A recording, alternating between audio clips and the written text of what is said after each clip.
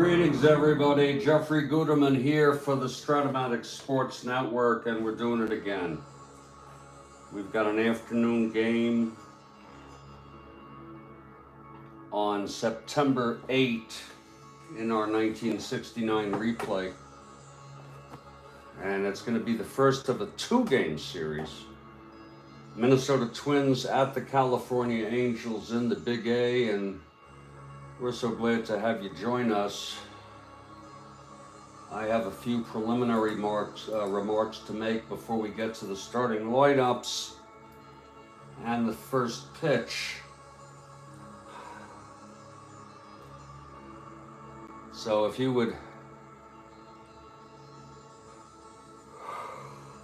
bear with me a couple minutes here.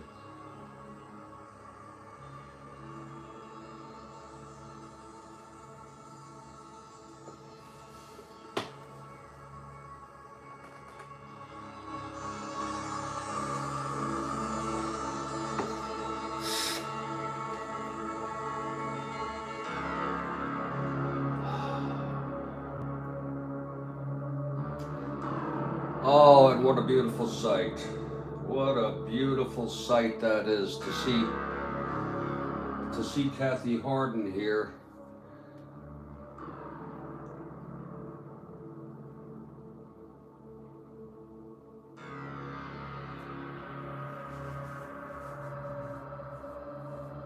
Join us for this ball game. I had just said Kathy Harden. I have a few preliminary remarks to make, and then we'll get back with this ball game. We'll go with the lineups and the first pitch after a few preliminary remarks, which will come right after I take my medicine. It's the Minnesota Twins at the California Angels, the first of a two-game series.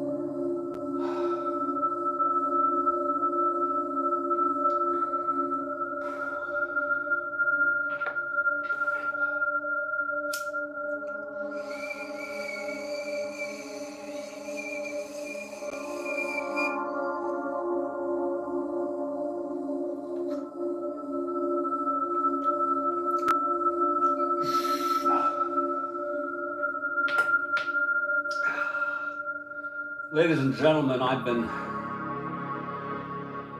sitting around this morning, late morning and early afternoon, just a bundle of nerves. Just a bundle of nerves. And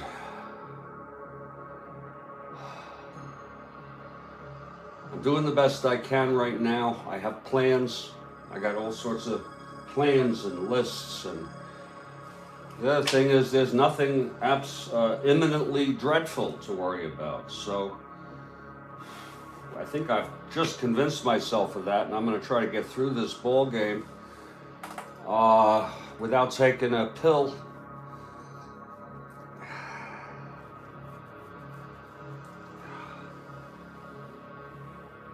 Had a strange game this morning.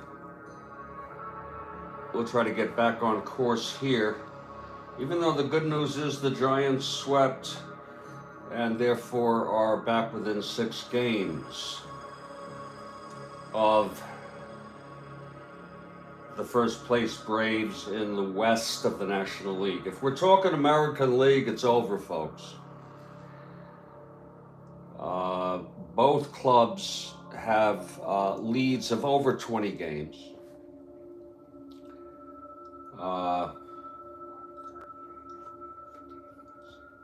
And both clubs are close to clinching. In fact, I believe a win, 2 wins by Baltimore will clinch it for them already. Believe it or not, there's only about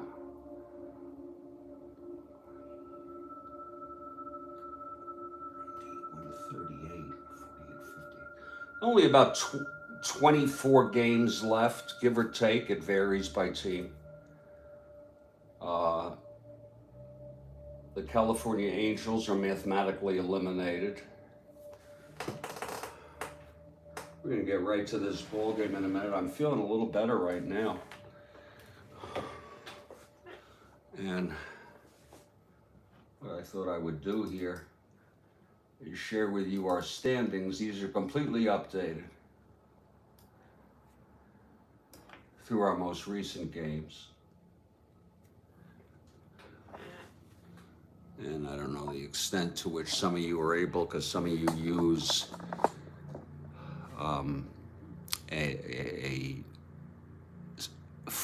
a phone to look at this. But even if you look at it, especially in the landscape, you can flip this around. You see that the Twins with the 20 and 1/2 game lead, and the Orioles have already won 101 games, and they have 39, 40, 50, 60. Actually, they have 22. They've clinched. I believe that's clinched.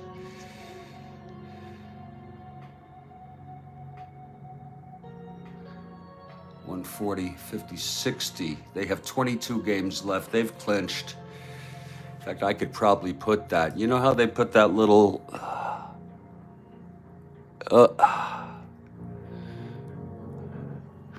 I can't do it as like I would like to.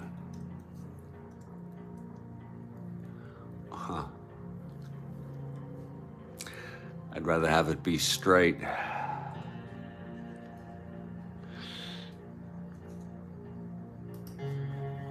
But I think it would be better just to do it here. There we go.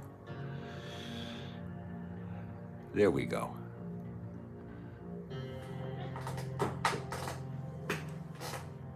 And I don't even need to denote that.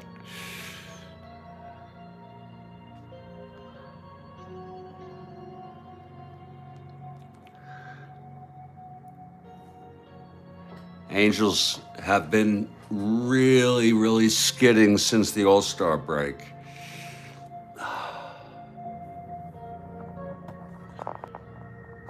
And we're going to go through our lineups here.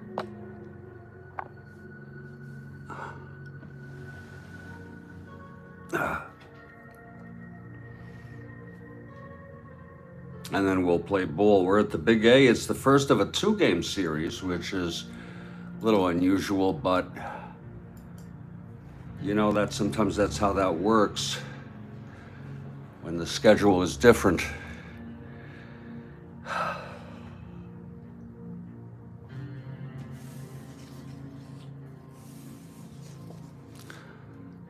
Again, just to let you know, Rod Carew will be out of this game. He did pinch hit.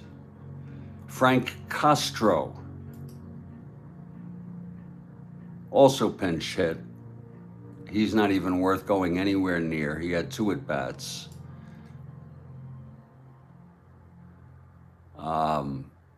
Nettles pinch hit for Rennick and stayed in the game. And Reese pinch hit for Allison.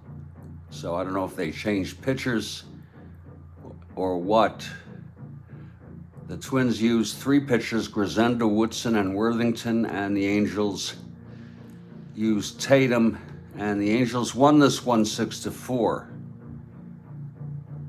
And it was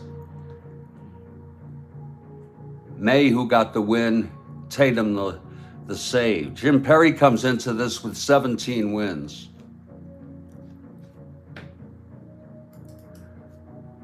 I believe he won 20 in real world. Yes, he did. Look at that record, 20-6. In our replay,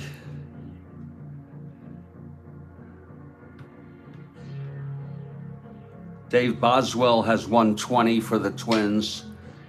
Cott and Perry, both with 17, have a chance to give the Twins multiple 20-game winners. Messersmith leads the Angels with 14, but it's going to be Rudy today.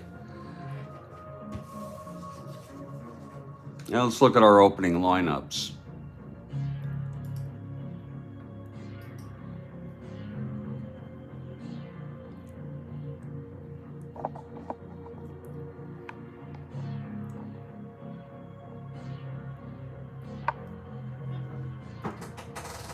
For the Minnesota Twins, leading off, Cesar Tovar.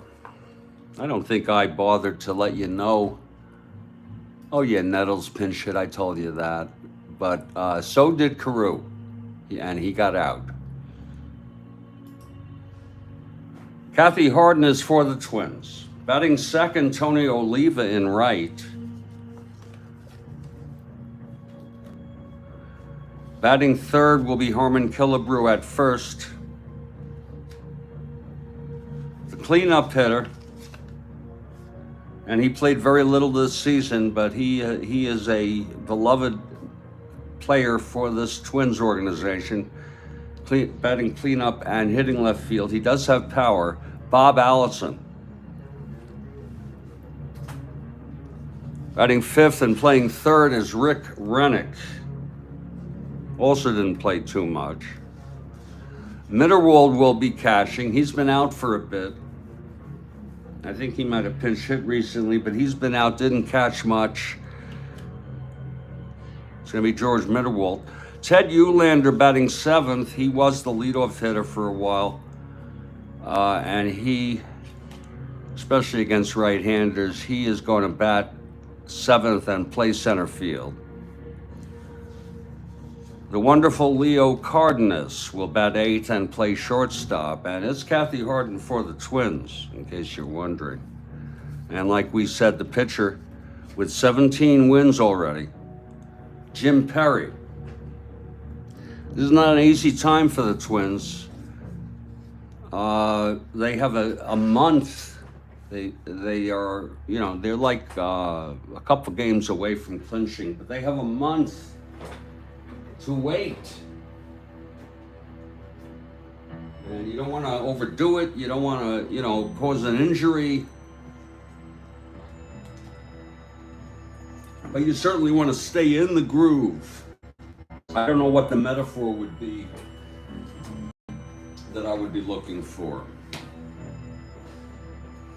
Now for the California Angels. Leading off and playing second base, it's Sandy Alomar. We have a Rhodes Scholar for the Halos. We can always count on Rhodes Scholar for taking a team, or almost always. Batting second and playing first base, Jim Spencer. Batting third and playing short, All-Star. In fact, I believe he made the All-Star team, the starting team, and led off in the All-Star game. I could be wrong. Jim Fregosi. Batting fourth and playing center field, the prankster, Jay Johnstone. And Kurt Miller, if you're with us, I'll tell you something here. Jay had dementia at the end and then was in a sort of a nursing home and died of COVID. What a freaking way to go for a prankster. Batting fifth and left, it's Rick Reichart.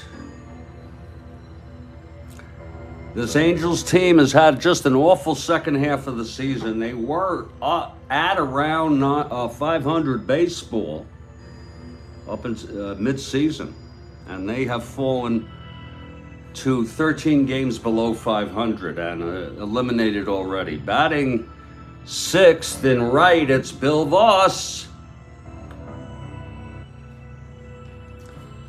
Batting seventh and playing third, another victim of tragedy, Aurelio Rodriguez, who was hit by as a pedestrian, hit and killed by a drunk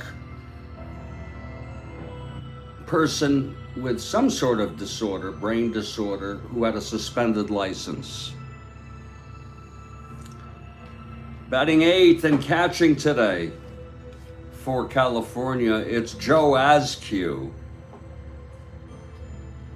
And the pitcher, someone I was always very fond of, Rudy May, the left-hander. Rudy May, he's 1'6", and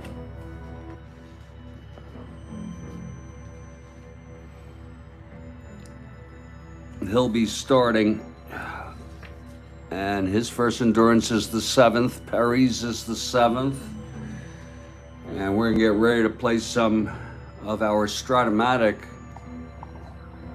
1969 baseball. If you ever see the score sheet get imbalanced, I eventually pick up on it and detect it and fix it. It's sort of a metaphor for me occasionally becoming imbalanced.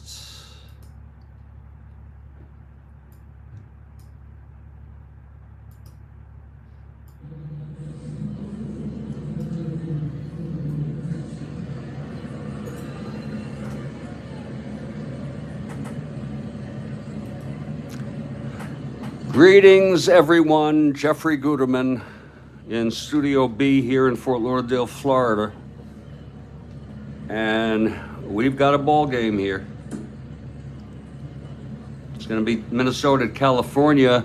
Perry for the Twins, May for the Angels. And it has quite to do. I just want to sneak it into you folks. Rodney, if they're not winning, I'm telling you, Rodney's going to be called on to swing that bat. Look at those numbers. He's been hurt at times this season, and he has a recurrent injury now. He'll be back in the lineup next game. Rodney.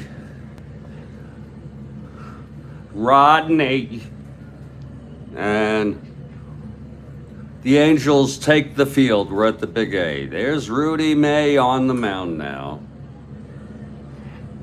taking a piece of resin,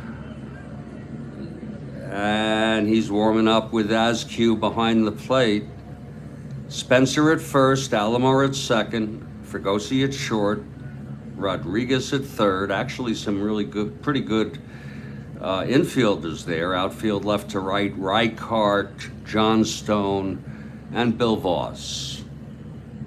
May finishing up his wind-ups.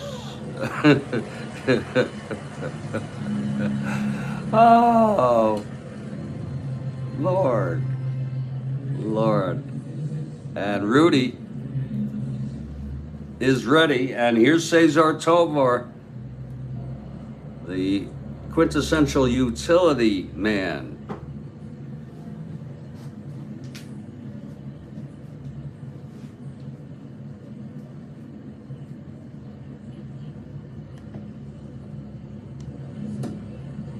And in this ball game, we're going to have a minor change of dice. Bear with us. And these are really sweet, I want to tell you. And this is a sweet, sweet combo, people. I'm not even going to tell you what it is yet.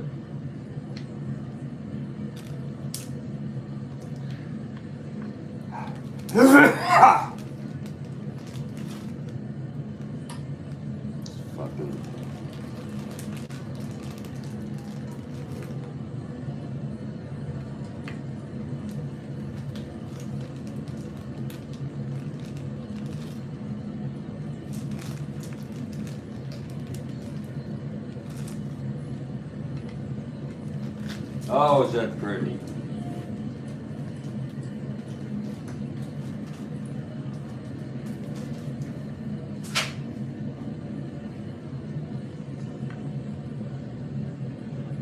We're going with switching the blue to black on the two dies.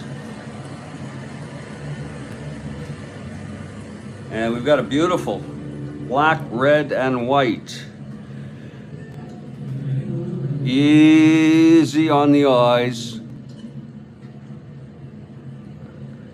Here's May now. He's ready. The pitch to Tovar. There's going to be 2-9, left-handed, fly ball left field for Reichart. He makes the catch, one away. And we are underway, aren't we?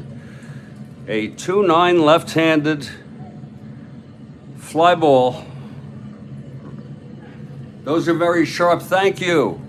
Thank you. Thank you, Kathy Harden. They're very sharp. Christ.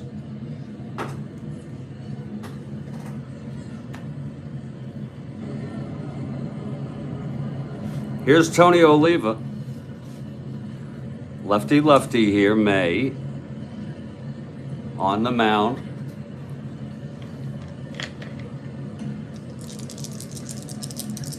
The wind up, the pitch to Oliva.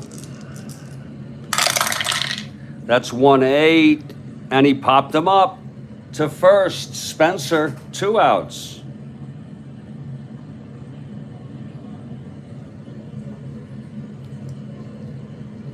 And here comes Harmon.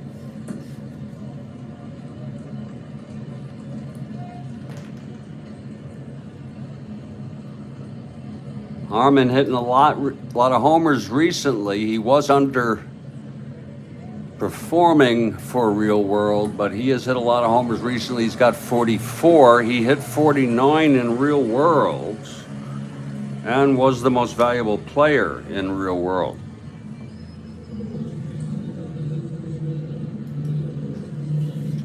Harmon steps up, 2 outs, nobody on.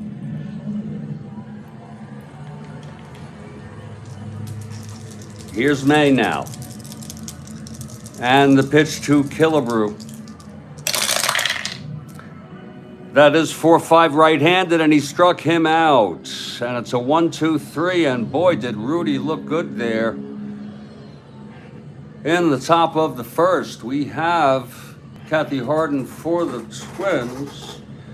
And we've got a Rhodes Scholar for the Halos. It was a 1-2-3 inning. And we've gone 1/2 here at the Big A. And it's Minnesota 0, California coming up.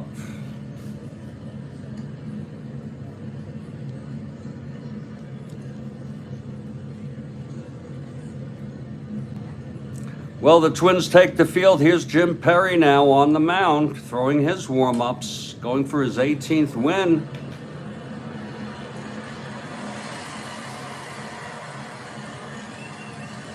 Catching him is Mitterwald. Great name for a catcher, huh? Or any player, especially a catcher. It's Killebrew at first, Tovar at second, Rick Rennick at third, the wonderful Leo Cardenas at shortstop, outfield left to right, Allison, Eulander, and Oliva. And leading it off will be Sandy Alomar. Switch hitter batting left against Perry. Perry throws a ball outside.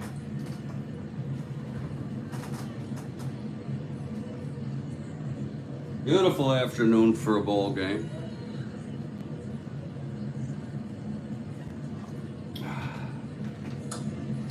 Here in Anaheim.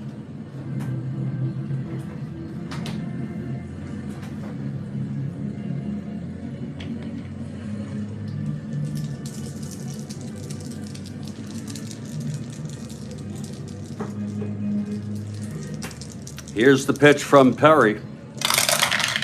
That's 2-9 right-handed, and he chops it to second for Tovar. To Killebrew, one down. Now Jim Spencer, left-handed hitter.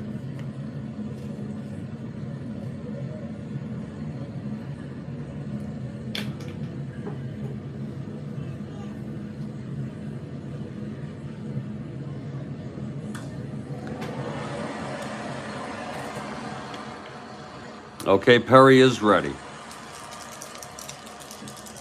And the pitch to Spencer. 110 right-handed, swung on, and it's a base hit for Jim Spencer off Perry.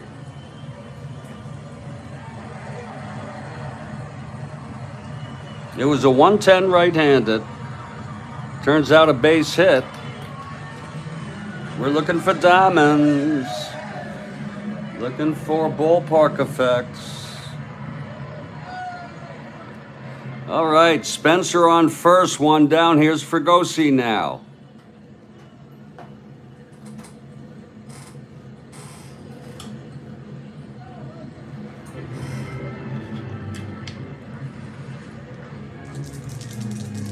Okay, Perry digs into the rubber. And the pitch to Fregosi. That's 411 right-handed, and that is a base hit by Fregosi. Spencer goes to second and holds. There it was. That's how we play that. A 411, ignoring the transparent arrow. And look at that, number 4 on a base hit. So it's first and second with one out. And here comes the prankster. Always waiting for Jay Johnstone to do something wacky. But he's been pretty calm on the field lately.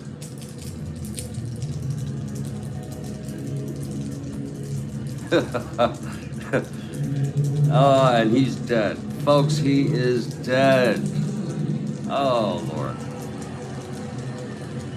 First and second, one out. Perry from the stretch now, facing Johnstone. Here's the pitch. That's going to be 4-5 left-handed. Grounds it to first, forcing Fregosi at second. Spencer goes to third, and Johnstone is safe. On a field, there's a force out there.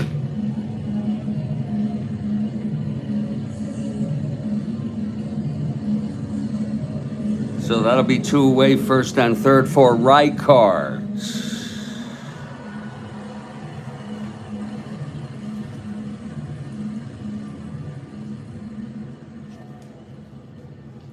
Rijkaard steps in. Here's Perry now. And the pitch. That's 5-8, right-handed, grounds to second X, our first X. That's for Tovar, 334.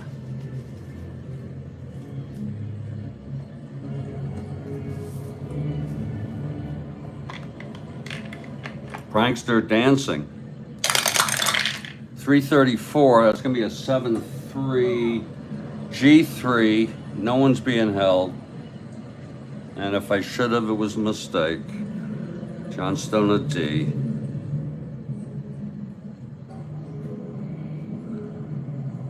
Tovar E34, that's 357.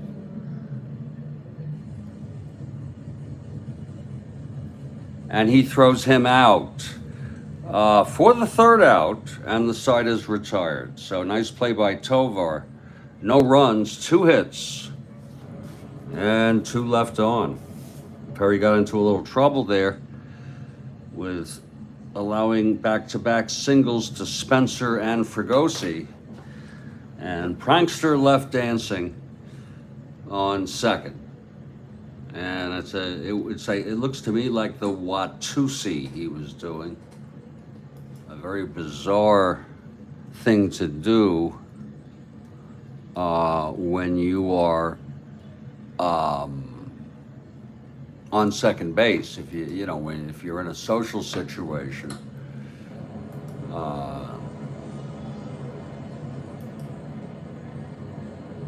I imagine the Watusi was a wildly popular, I think it was pretty popular in its day.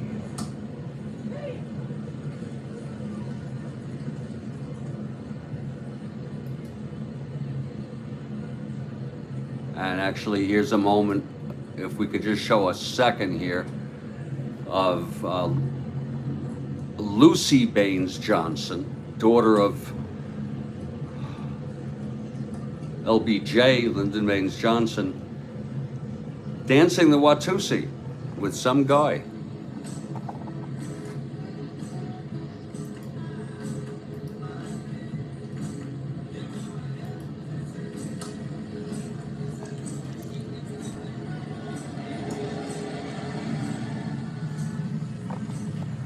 The Watusi had I hope I don't get a copyright on that.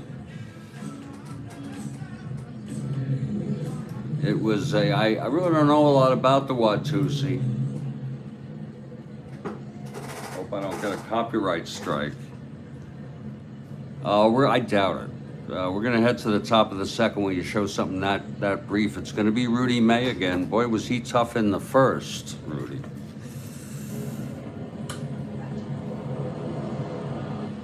And Bob Allison will lead it off. The Watusi was a big hit. The twist was a huge hit, to the point where I even remember at what I would probably say is age 4, my mother talking to me about it.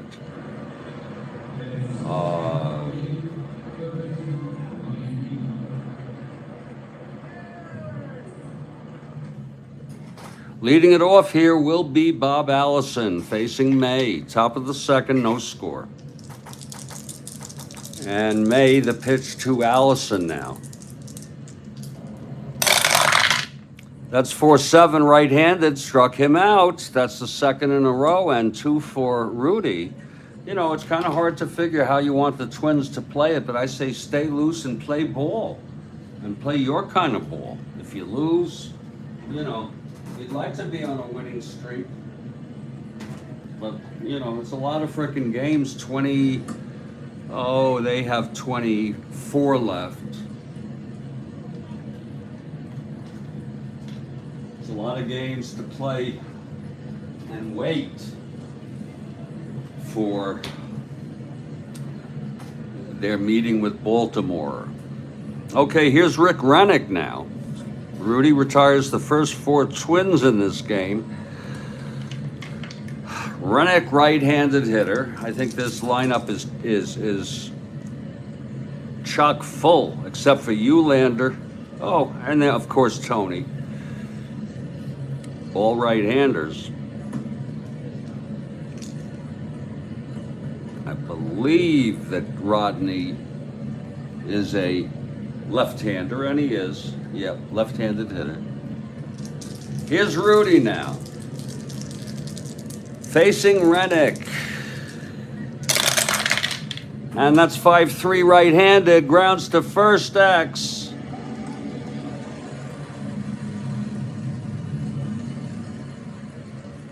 That's going to be Spencer, 214.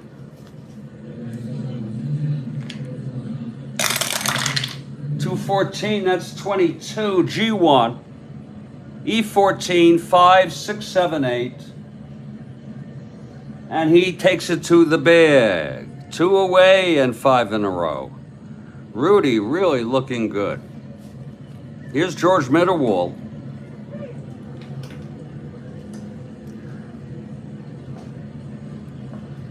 Billy Martin in the dugout. Arms folded. Here's May. And the pitch to Mitterwald. 6-9 right-handed, struck him out. And that is the third strikeout for Rudy. And another 1-2-3 inning.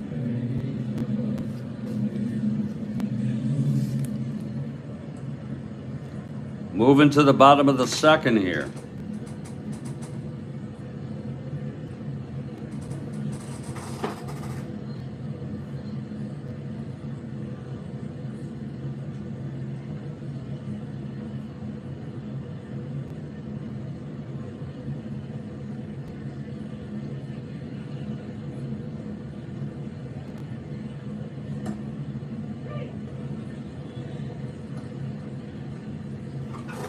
Here comes Perry. He got into a bit of trouble, allowing 2 base hits, left 2 on. He'll face Bill Voss here to start the bottom of the second.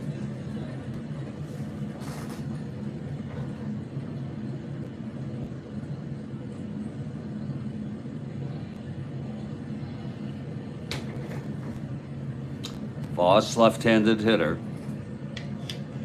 Perry is ready. Here's the pitch to Voss. That's 6-7 left-handed, and it's a base hit for Voss. Up the middle, thrown in by Eulander. A 6-7 left-handed, right off Perry. Voss on first. No outs. Here's the Rodriguez. Boy, that's tough for me to say. Rodriguez. And Perry from the stretch. It's 4-7 right-handed. He struck him out. First by Perry, 1 down, and here's Joe Askew with Rudy coming out on deck.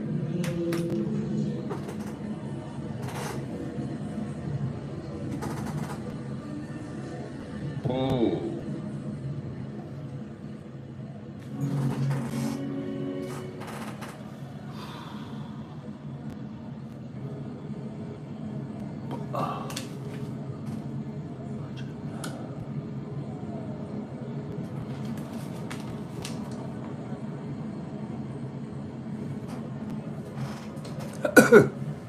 Here's Perry now.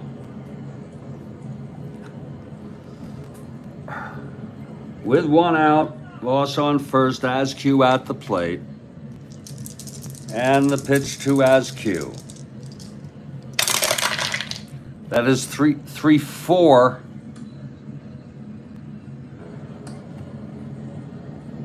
And it's a grounder to short for the wonderful Leo.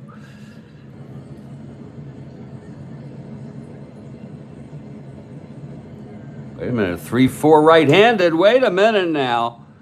No, I'm misreading that. That's going to be a base hit up the middle. I am so sorry, people. It was a 3-4 right-handed. And that's a base hit by Askew. Up the middle for Eulander.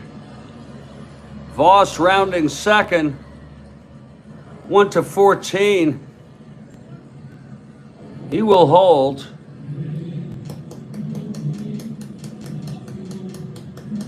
I hate those. And here's Rudy May. I wouldn't fucking send him.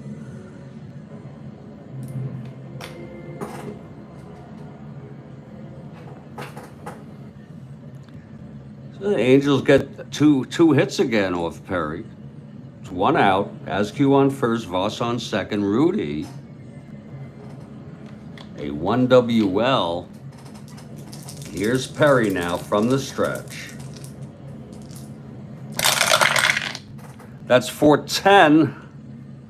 Left-handed, grounds to short X. That's going to be for the wonderful one. 410 left-handed. And that's going to be Leo, the wonderful Leo 233. 233, that's going to be an 18-2. G1, this could be 2. Leo a 33, 10-11. It's going to be a G1 with first and second. Oh, it's going to be right. Hit to short, decide. I hate these also.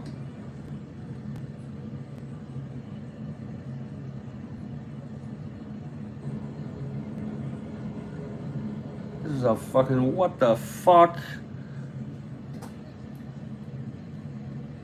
G1 first and second.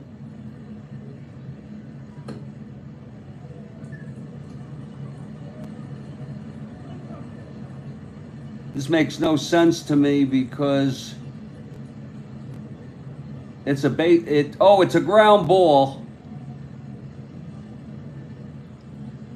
I don't know how to play this, folks. It's a ground ball. Lead runner can attempt to advance. This was first and second. Oh, wait a minute. I'm so sorry. It's a frickin' double play. You see? You got to work with me. I get it eventually. It was a G1 clean.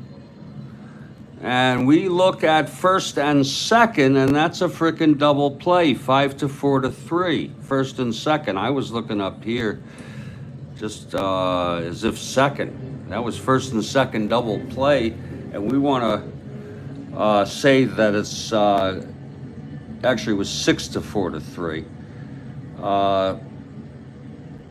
And the side is retired, and we want to thank you for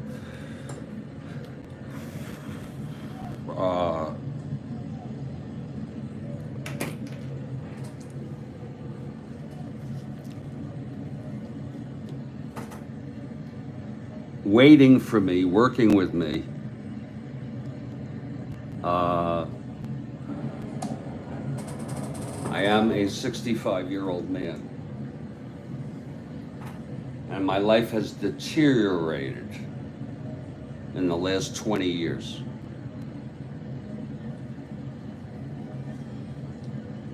I'm just going to try to not have histrionics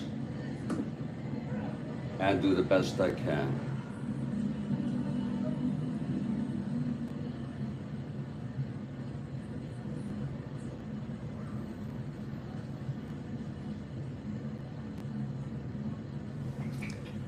And it's going to be Rudy again, retiring the first 6 Twins here. We will be back in about 2 to 3 minutes as I try to collect myself. My name is Guterman.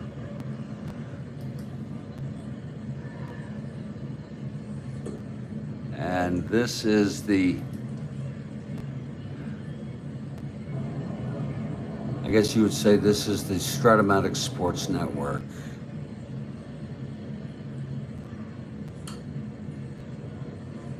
Just a couple minutes now.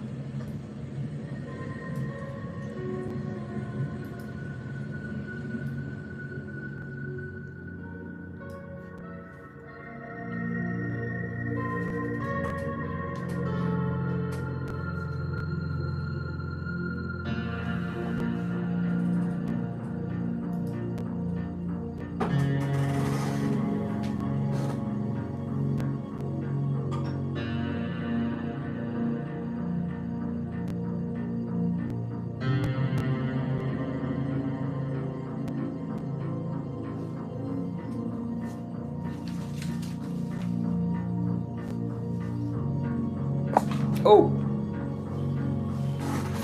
Oh, thank you so much, Baseball Demos. Such a nice thing to say. Nice sentiment.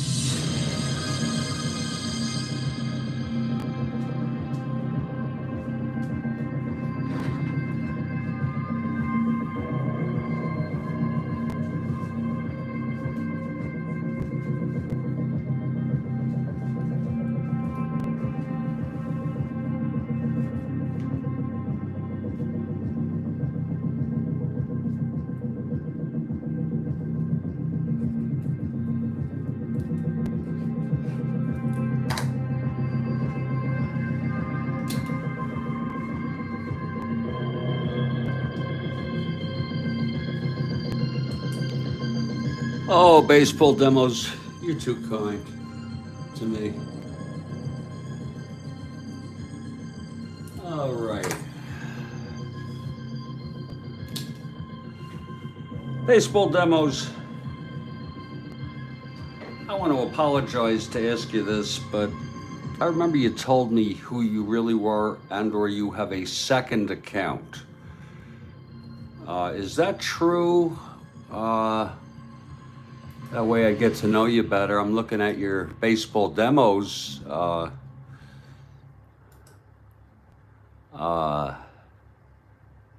You're doing, oh yeah, you told me you play all sorts of things, inside pitch, replay baseball, which is just blows my mind. And from here, it looks like maybe Strat-O-Matic is the least. You are a 58-year-old man, as you refer to. I really admire the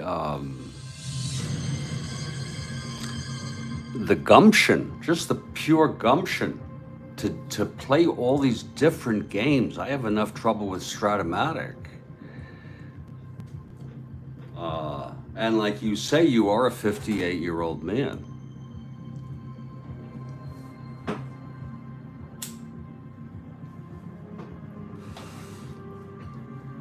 If you didn't, that's okay, Baseball Demos. I might have thought that you had told me what your other account was, or I should be subscribed to you. Let me double check here. Yeah, I know about, oh, there's you. You said, no, that's Joe, right.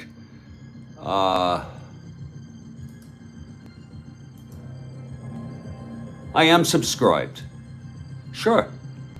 I'm beautifully subscribed. And when I go to my home page, if you will show up when you have something new.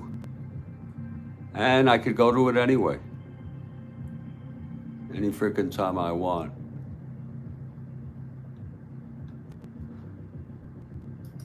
Anytime I want. Right, your Baseball Demos.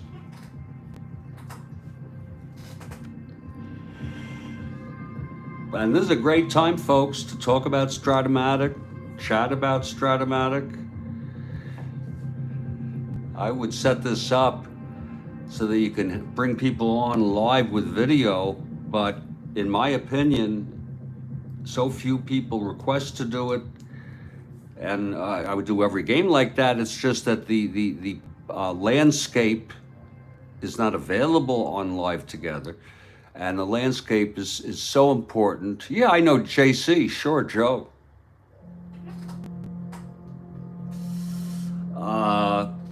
And the landscape is very important for this game. If you want to get the score sheet and the dice in at a decent size. I'm just taking it easy here. I think right now I'm okay. I just came up something which I just called, and it has to do with, I don't even want to tell you the content, what the goal is, or what the plan is. But I have a list here, and I just named it the 3-month plan. And I think this is one of the best ideas I've come up with in a long time in coping methods to deal with a problem, with incremental goals for the 3 months, but mainly it's persistence and consistency.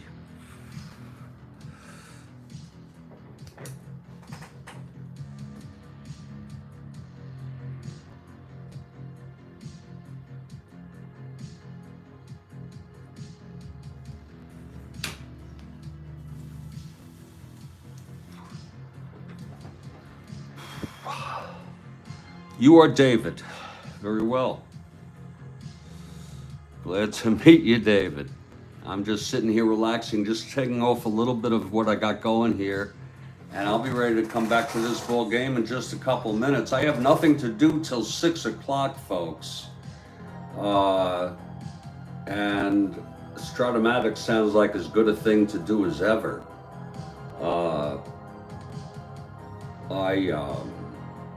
I'm getting a phone call, a very important phone call, around 6.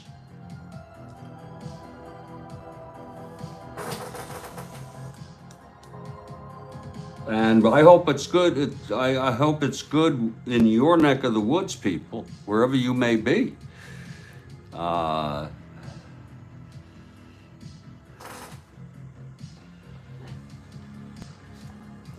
Rodney.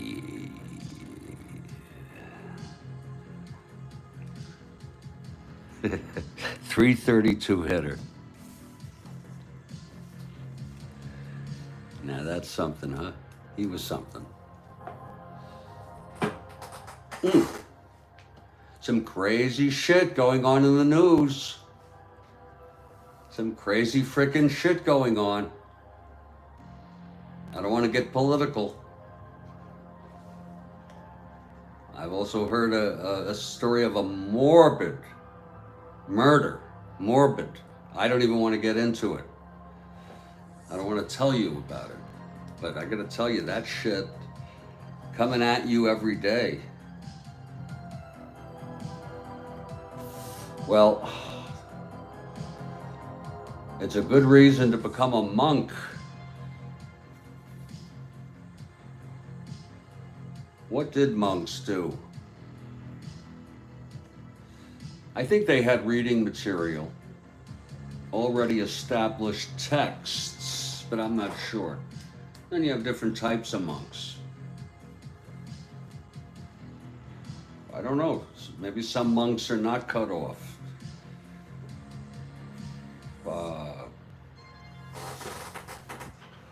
There is some crazy, crazy freaking shit going on in the world.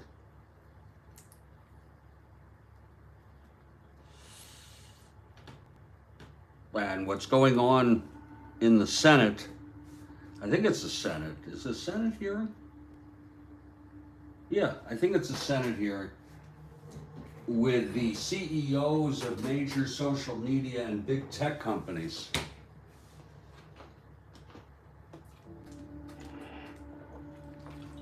I don't want to get political, but I am largely a moderate, with liberal and conservative aspects.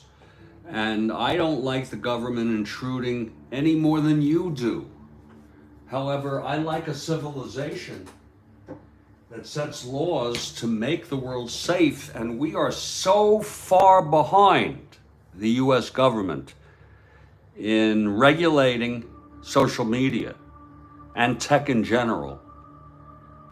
This hearing today, all it means is that, they've got to get they need some sort of commission to start generating legislation and I think a smart part of it might be working with the major tech companies and learning about them. It's a very, very, very difficult thing. I don't like regulation any more than the next guy. That's a conservative value. I don't like needless regulation, but I like my meat inspected. I am basically a centrist with liberal and true conservative, not this neoconservative crap.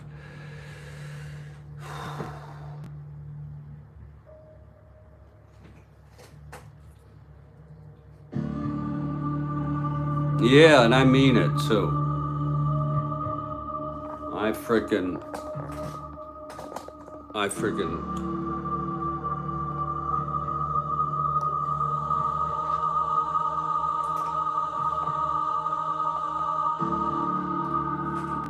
Some of you may say, what the hell is this? This is an afternoon cannabis-induced broadcast of the Strat-O-Matic Sports Network. It just so happens we're playing a game. And I'm still okay. I'm still physically okay.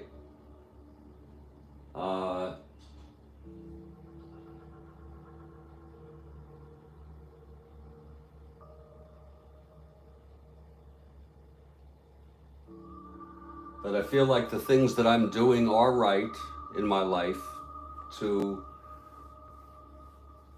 try to address responsibilities and what I would call satisfactory outcomes. I'm going to take a micro that is so small.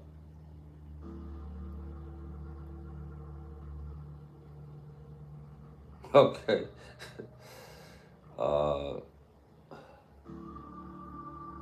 I have a chicken dinner. A chicken, 2 breasts. 2 luscious chicken breasts with a potato dish.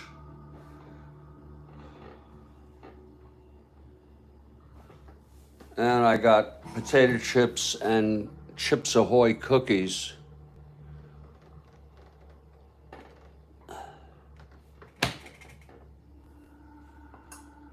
For dessert. Now some of you may say, well, what the fuck is wrong with this guy? Some of you may say. And you know what I say to that? I'm a 65-year-old man who for the past 20 years has progressively deteriorated emotionally and physically. Emotionally in terms of depression and anxiety, severe and persistent, or anxiety, I should say, within the past 1 to 2 months, it's really been bad. And I think a part of it is a cycle. I think it feeds on itself. And with the power of the mind, I think I'm capable of gradually reversing this cycle. But sometimes I have to take actions.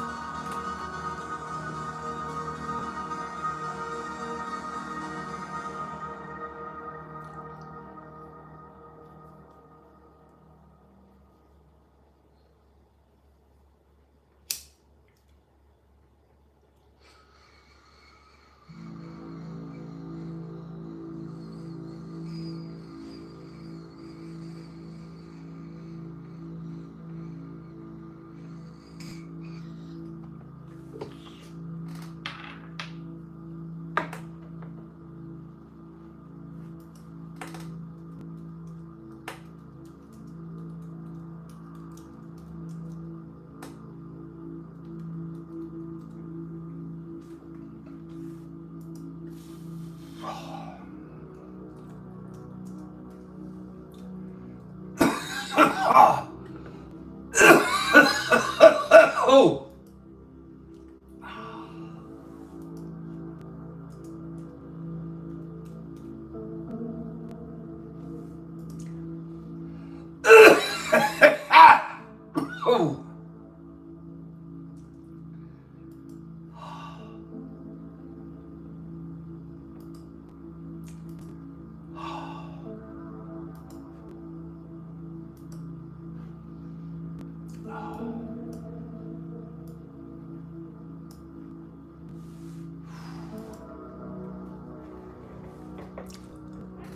Oh.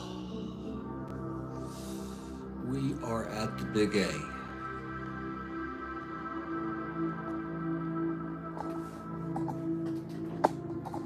You know, I've never been there.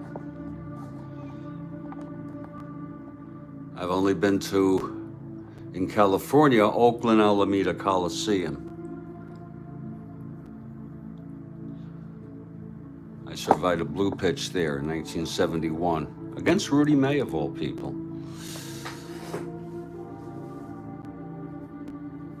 Indeed. Indeed. And we're going to get on with this ball game.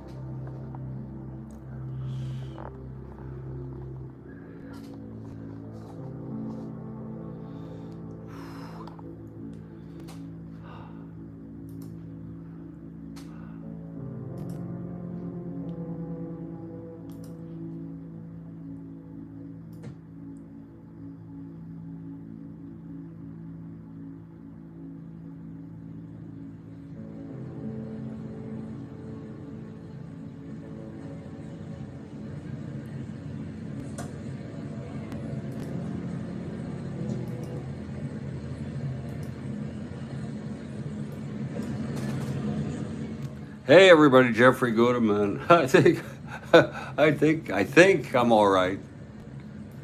And indeed, Kathy Harden. Indeed.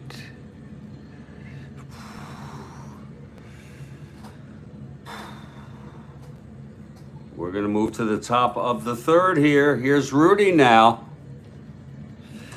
Retiring the first. I love when Rudy starts out like this. He retired the first 6 Twins. It's going to be Eulander leading it off. No score, top of the third. And here is Rudy now. That wind up and the pitch. 3-7 left-handed. Fly ball left for Reichardt. 7 in a row.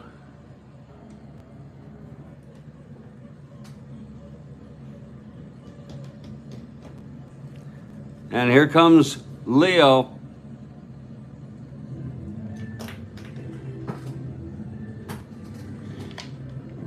One out, nobody on.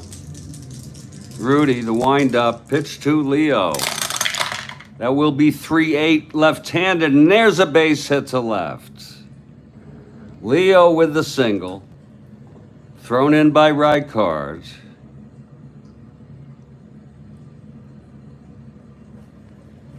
And here's Jim Perry at 2WS. He is a B bunter.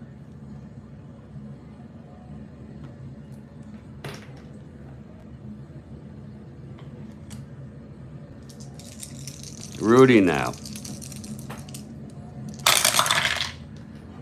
Oh, Rudy, 5-8. Switch hitter batting right.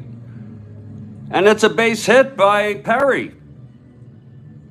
A base hit to left, past Rodriguez. How do you like that? First and second with one out. It was a 5-8. Oh, wait a minute, that's a misreading. Oh, shit, that was a misreading. That's a 5-8 switch hitter batting right. It's a double. Whoa. We'll look at all of this again. Leo actually goes to third and has a chance to come home. Wow, a frickin' double by Perry.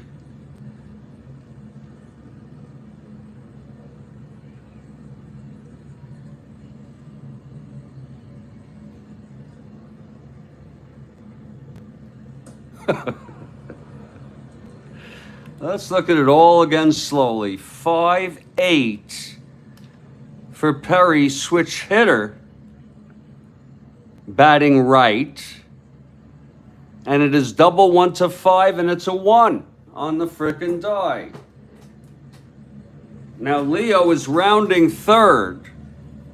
This is with one out, 1 to 14. I hate these calls. It'll be a 1 to 13 with Johnstone. I frickin' hate these calls. And here comes Cardenas Leo, 1 to 13, trying to come home. Here's the throw from Johnstone, and he's safe. Whoa, Leo. Oh, Perry goes to third. Oh, my. Oh, Leo hustling. Oh, Lord, did you see that? Shit. It all started on a 5-8 switch hitter batting right. Double clean. Cardenas goes to third, and he came home. They were going for it. So now Perry on third. Tovar, fly ball, could bring him home. Rudy now getting hit here.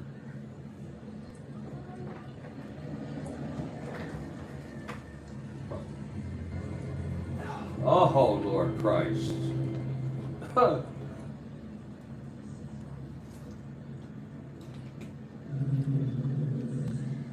Oh, my God. Oh, God. Here's Rudy now. A single to Cardenas, and then Perry doubles him home.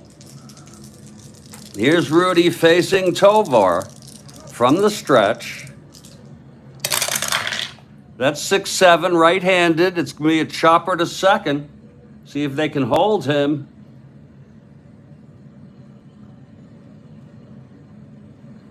That's going to be Alomar, 325.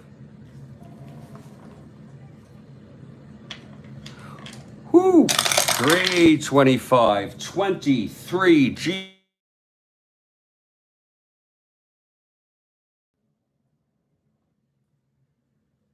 Frickin' spam calls.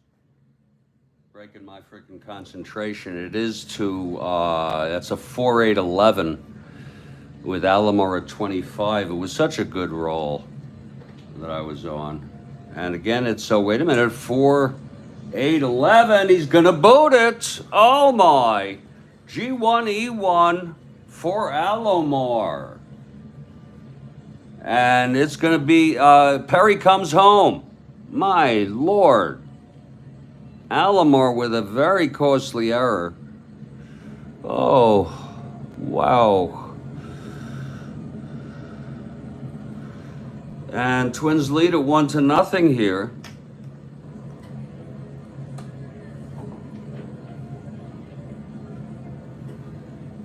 That could be unearned.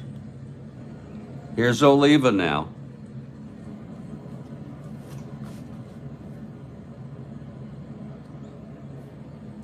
Lefty, lefty. Still only one out.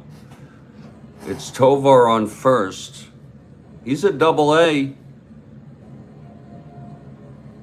1-15. Oliva, left-handed hitter. Rudy from the stretch. There goes Tovar. Whoa, and he's safe. Oh, Tovar steals second. What a jump he got. Oh, my. So the Twins come out hitting and running. They're not going to run out of good play. You want them to win games. Stay sharp. Stay in the groove. So Oliva now, he swung at that pitch. Shows how smart he is. He got the sign and took a strike on purpose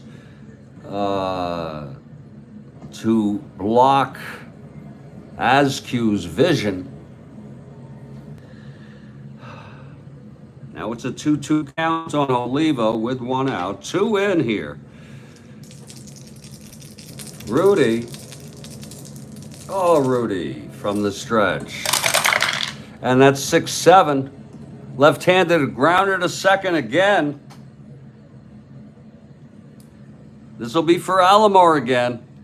Lord. That costly frickin' error. Again, Sandy, 325. That'll be 10-3. G2, E25, 5-8, 11! Oh, it's another error. Same exact roll. 2 consecutive errors, and don't tell me that wouldn't happen in real world. Oh my, Tovar went to third. Oh my. A second error by Sandy. And if you're going to start telling me, oh, that would never happen in real world, God damn it would. Sandy Alomar with 2 errors and still only 1 out, and Harmon coming to the plate.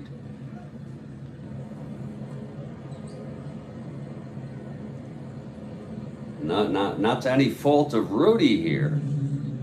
And now that's going to be that was an unearned run, Perry, and anything hereafter will be unearned. It's at least how I think. I don't keep that stat anyway.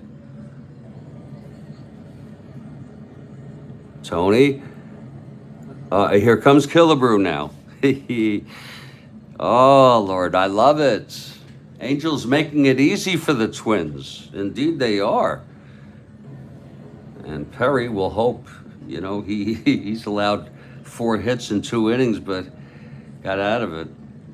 We'll hope Perry does well. And here's Harmon now at the plate. First and third, 1 down. Rudy. And the pitch. That's going to be 6-7 right-handed. Grounds to second, X again. And that's a different 7 configuration. Don't think we're just rolling that shit all the time because we don't roll it. Oh, yeah. That's a 6-7 right-handed. Still with only 1 out. Let's see if he could do a double play, for Christ's sakes, this time. Alomar, 325, third chance in a row. Oh, Lord. 325, that's going to be a 15-3. It's a G1.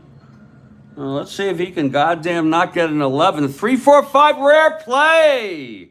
Rare play on a G1. First and third, 1 out. If there's a runner on first, the batter hits a ground ball to Alomar, who starts a double play. The runner on first breaks up the double play, but the umpire rules interference occurred. It goes into the book as a double play. And the side is retired. What a wild. And I don't know how to score it, but I'm just going to score it 4-6-3. Let's look at it again.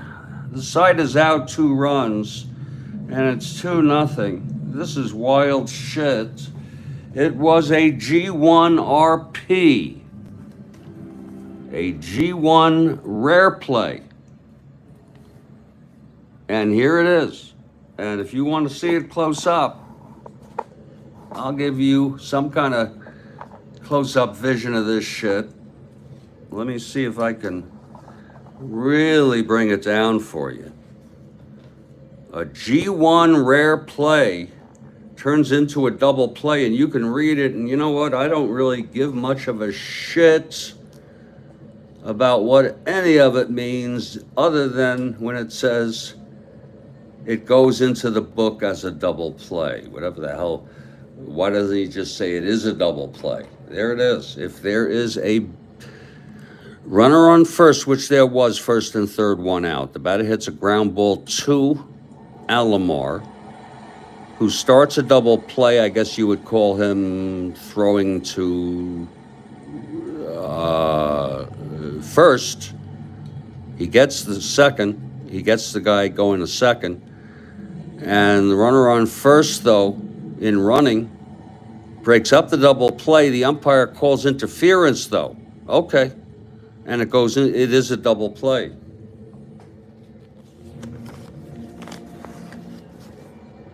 It is a frickin' double play.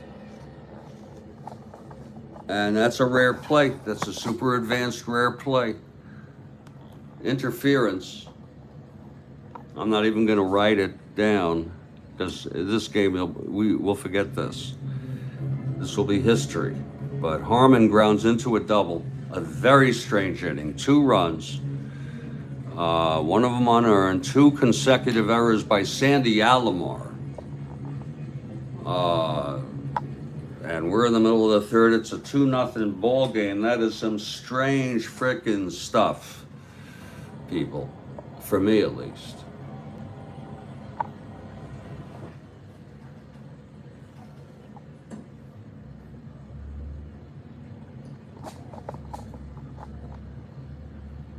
This goddamn thing. Shit. Oh, Lord. Let me just move this up like that so you don't see that. And then we go just like that. We're just getting realigned here, folks. There we go. There we go, okay. So it's a 2-0 ball game, and Perry takes the mound. And look who's coming up, Sandy Alomar. I think Sandy cost them a run, and definitely cost them a run.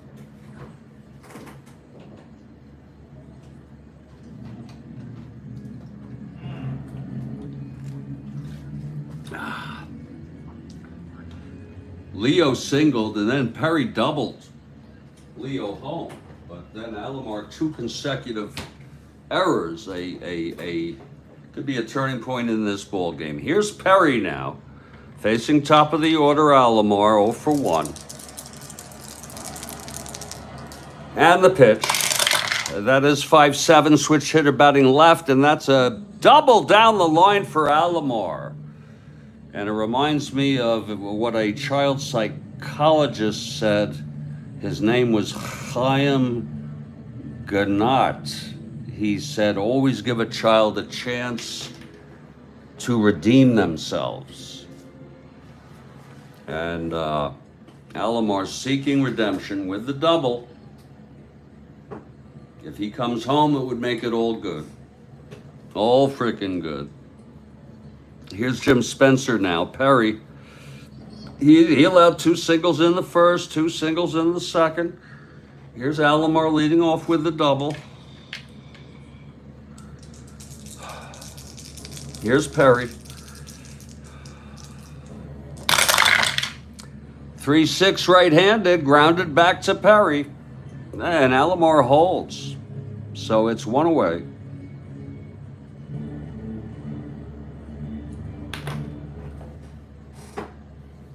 Now Fregosi. Perry.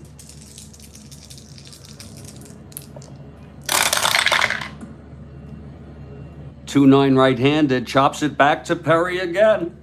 And he gladly throws it on over to Harmon, who's playing first today. Sometimes he plays third, occasionally left, I think.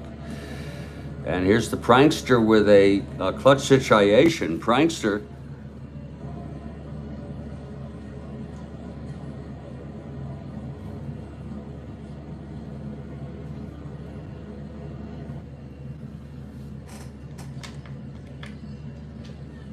two outs, Alomar on second, Perry, and the pitch to the prankster. And that is for 9 right-handed.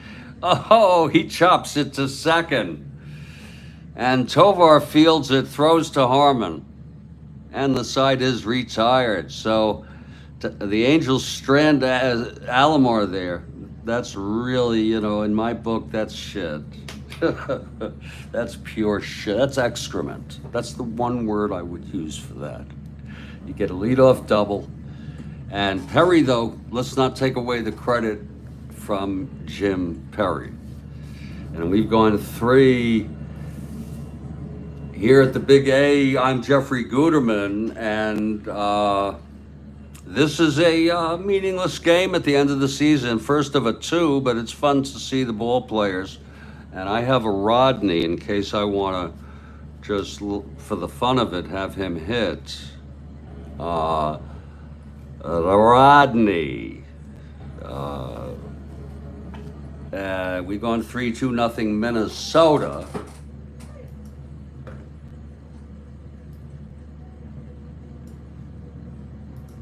I'm Jeffrey Guterman. This is the Strat-O-Matic Sports Network.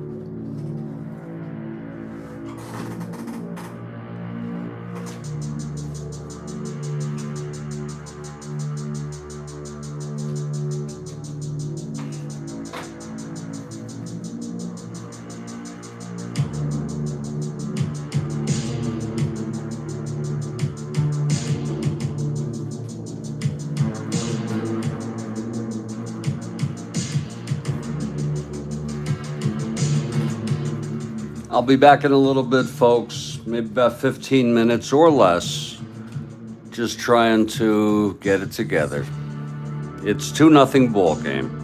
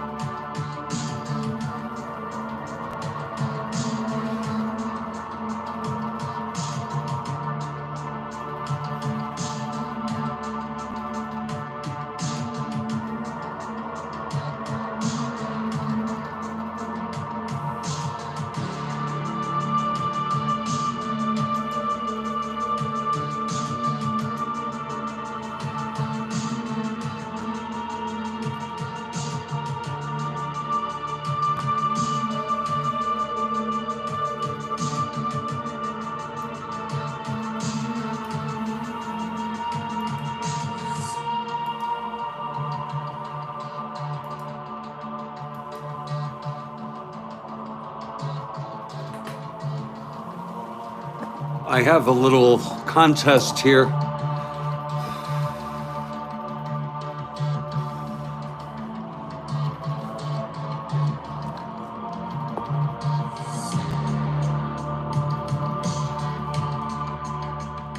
Can anybody name this man? Anybody at all?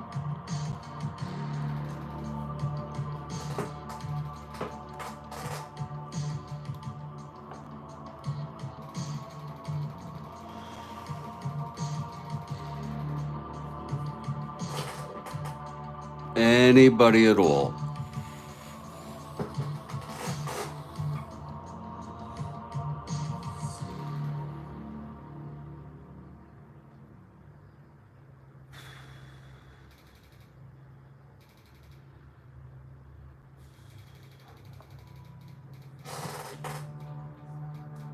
Can you name this man?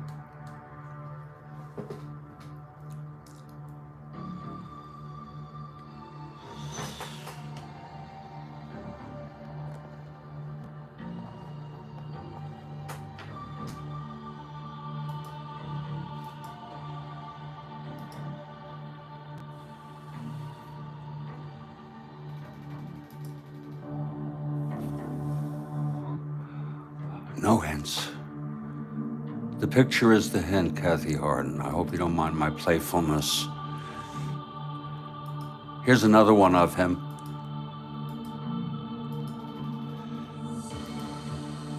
When he was very, very young.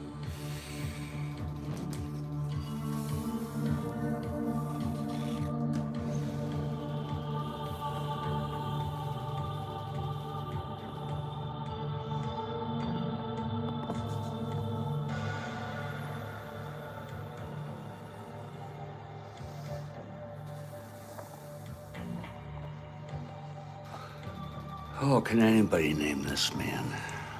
This is him, quite younger.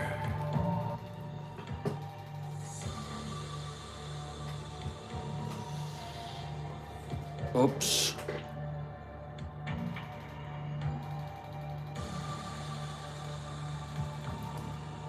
Haha, I already showed it out.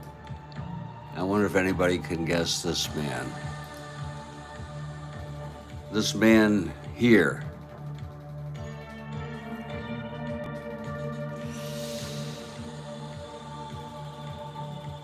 anybody. His name was already shown by accident. I fuck everything up. Here he is, a very young man.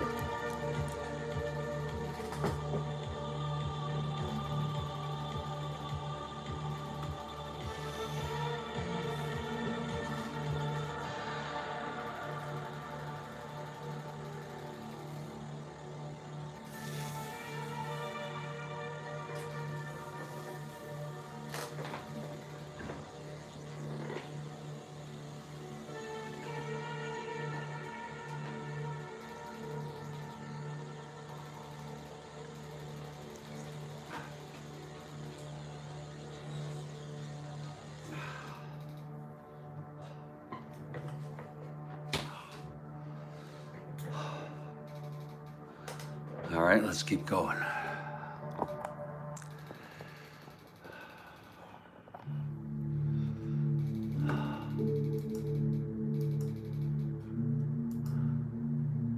Guess I was lucky that nobody saw.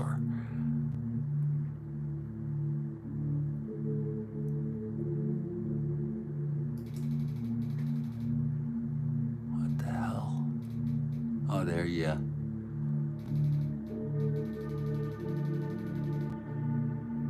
Here's another picture of him very young.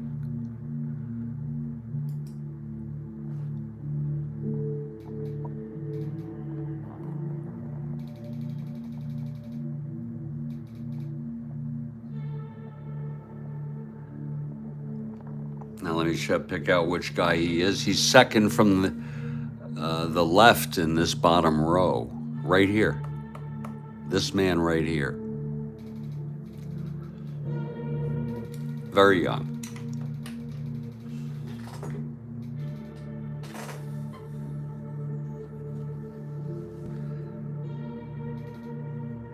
What I'm about to say is that, in my opinion, he was a legend. And it's a whole era that has passed us, that these people are long gone and dead. So are maybe their children. This was a different time. And there he is. Does anyone know who this man is for the third time? I think that's the third picture. Does anyone give a shit? Does anyone give two shits? No, Kathy Harden guessed Ty Cobb. Nothing wrong with guessing. That is not Cobb.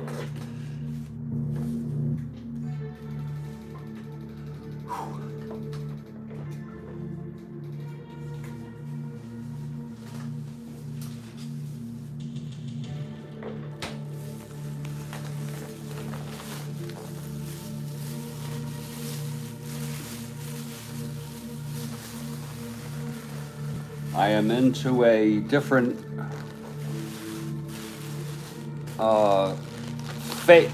segment of this broadcast. This game is 2-0 after 3. We have Rhodes Scholar making coffee. There are no hints, sir. There are pictures. And it's not a big deal that you missed the first 2. This is the third one. Second from the left, can you name this man? Right here. Bottom row, second from the left. Can you name that man?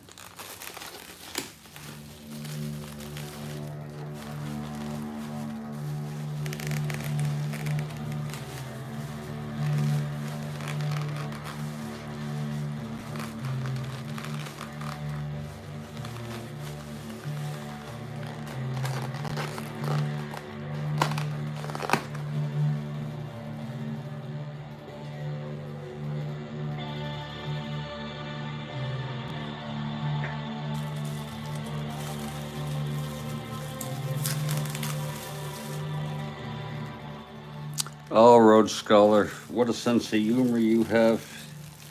And for everybody else out there,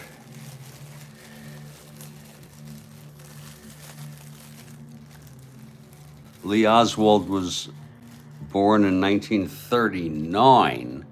This guy was already dead. I'll tell you now, I'll give you a hint. He was dead for 5 years. Nope. Nope. This is turn of the century right here.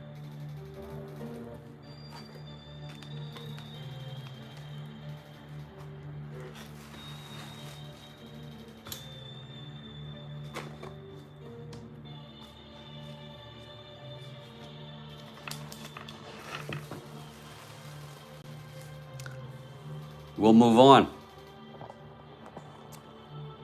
We'll showing you all another picture. I got a lot of things to show.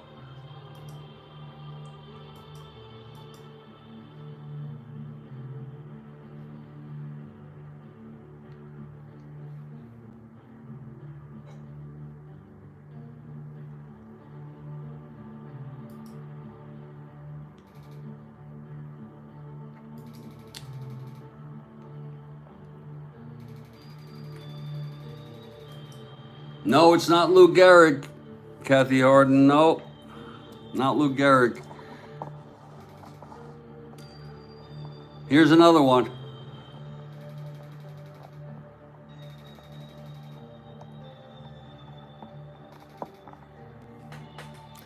He's this guy right here on the far right.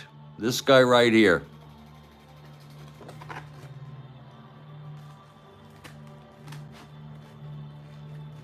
Who is this man?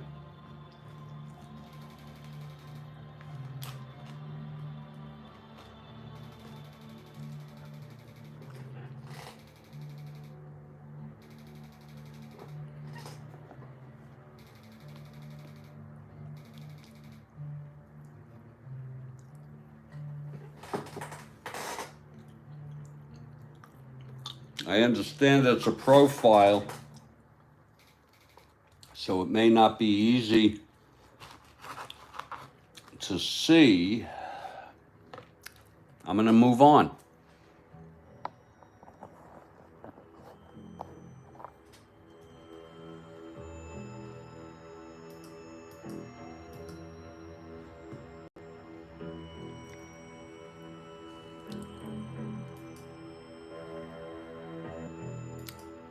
This should be a giveaway, folks. He's on the left.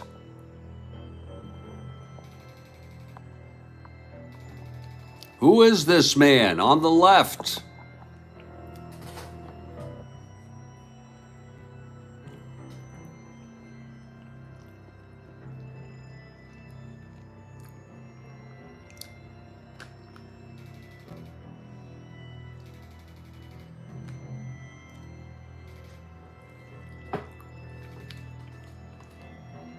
He's looking more than ever like he is remembered.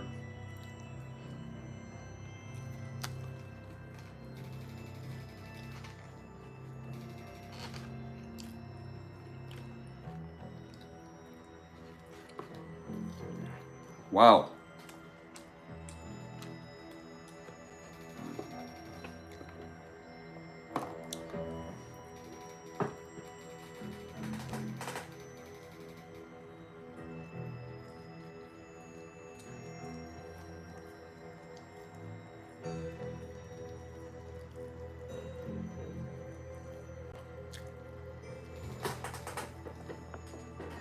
We'll move on.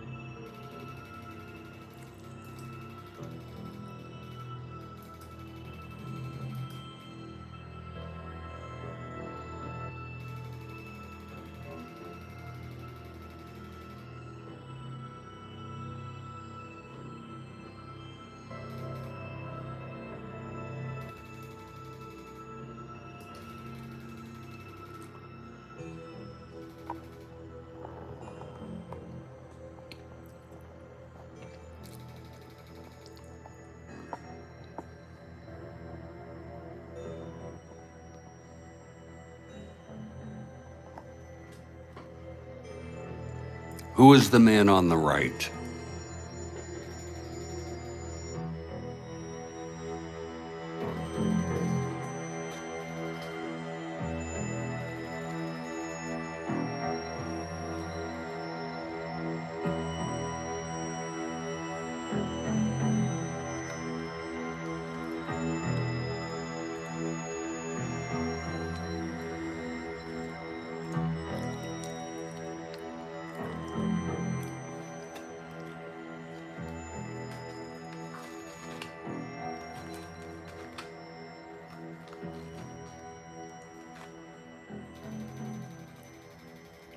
No?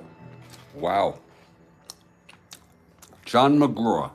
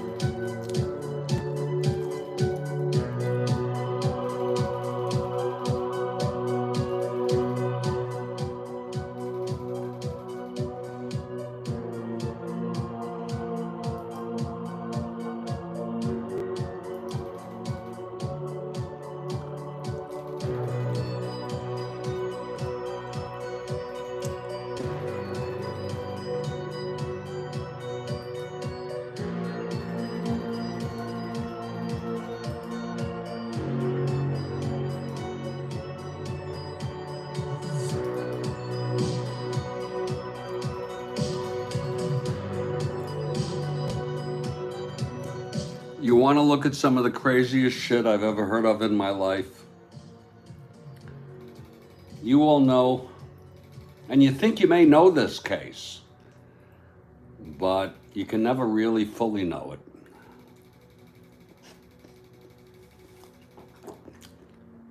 The case of Eddie Waitkus.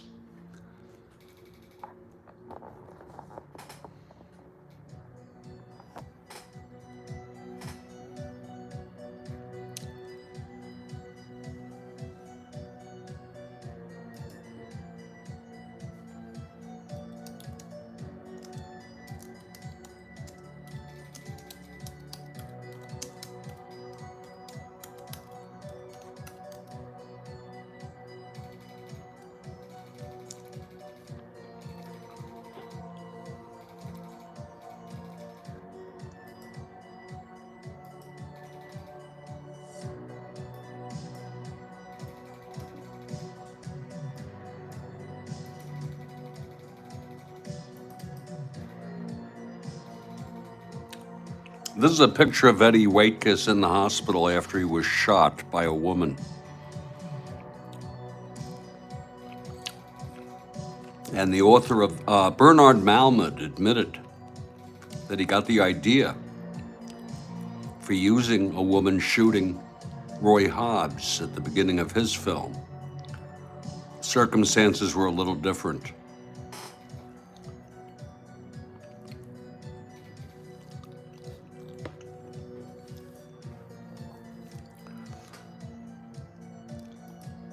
Basically, what happened is that a stalker, a psychotic, delusional woman, obsessed fan, she had a shrine for him, and she shot him. He did come back to play about 1 year, 2 years. He never pressed charges. Here's the reference to The Natural. What I find most interesting about the case is the woman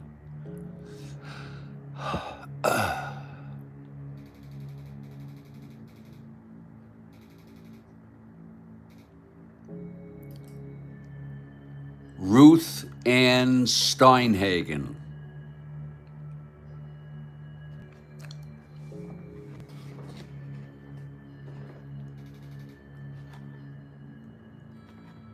This is a Fatal Attraction.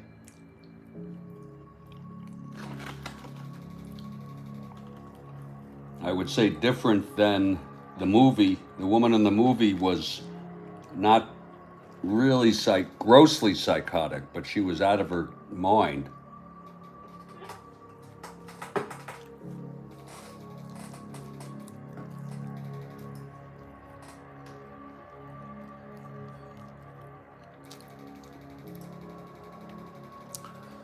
Here's a note she wrote to Waitkus.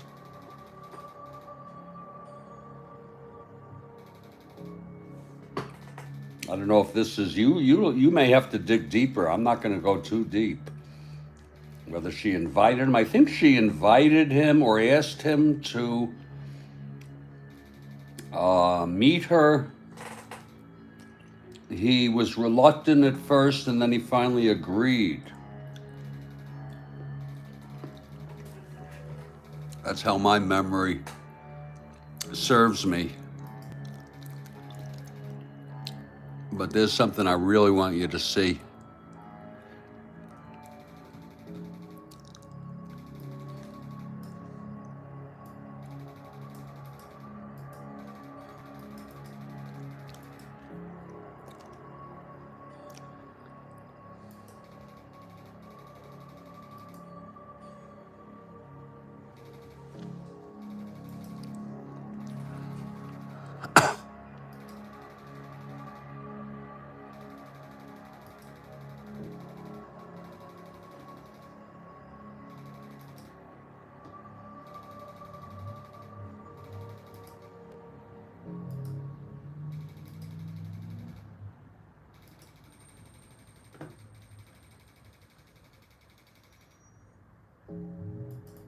Here, she went to prison for a while. Here she is at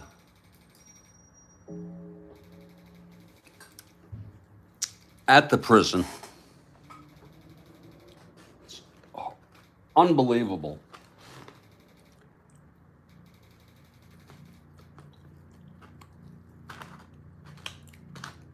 He survived the shooting pretty well, I guess.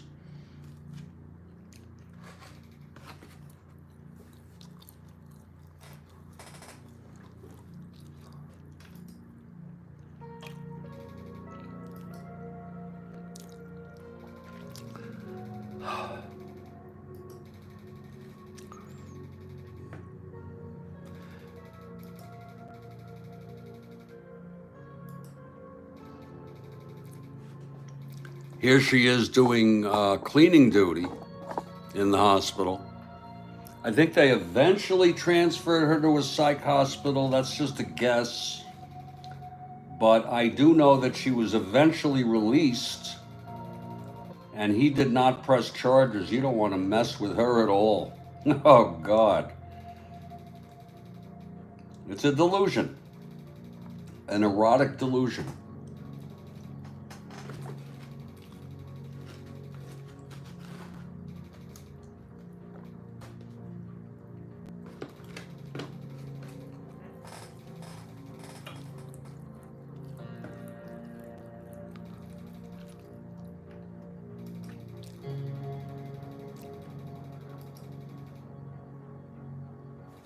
Here she is in her cell.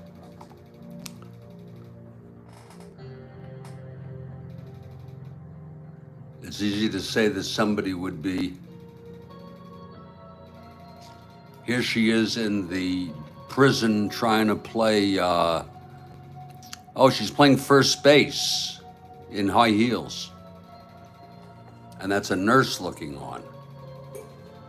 Isn't that feeding into her sickness?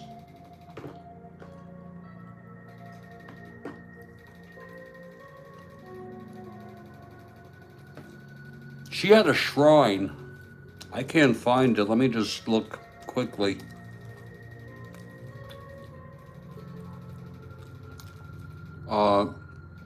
No, I'm not able to find it. The closest thing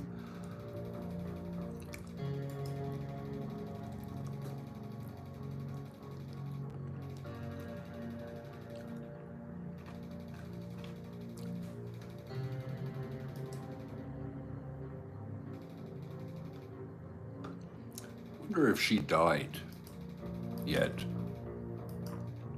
Probably.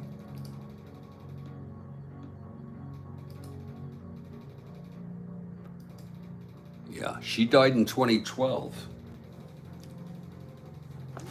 And she was 83.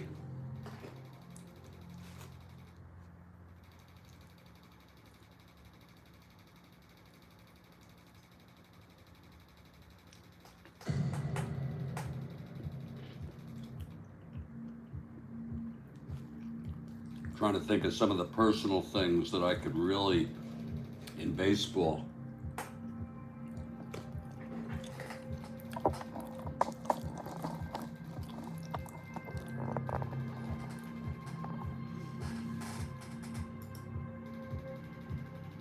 That was her obituary. I wonder if I could do Find a Grave.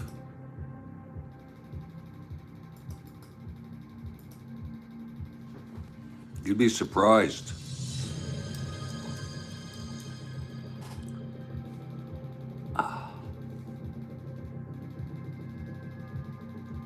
I don't see Find a Grave. Maybe this is it.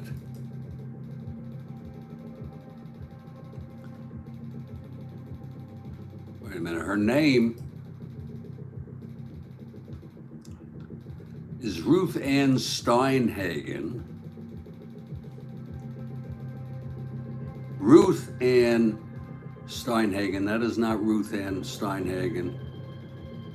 There are memorials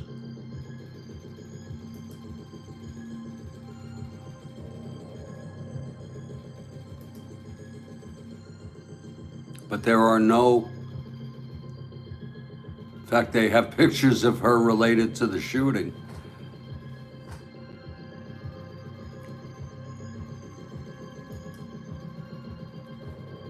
This may be the hotel where it happened. It was a hotel in the movie, The Natural. Anyway, I'm gonna get on to something else.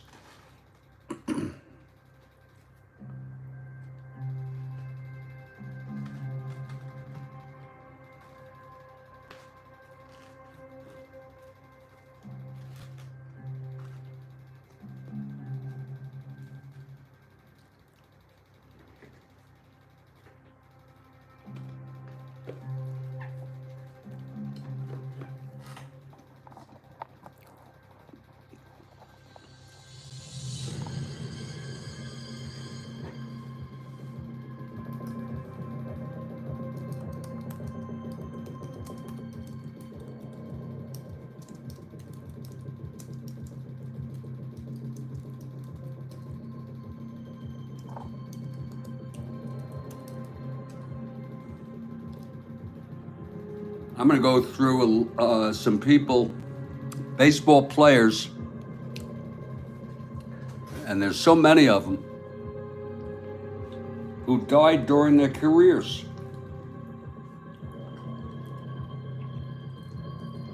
It's quite fascinating.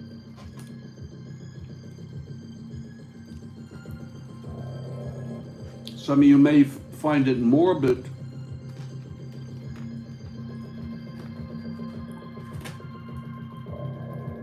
And I can understand that if you get in that kind of mood. I can understand that.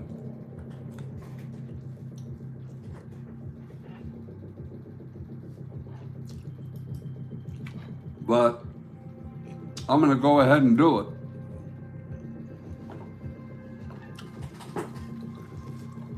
Not all of them, there's so many.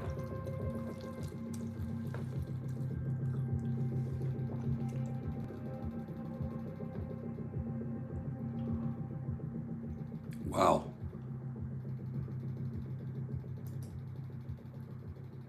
This is pretty fantastic story. Oh my God. Some of this is going to be very upsetting.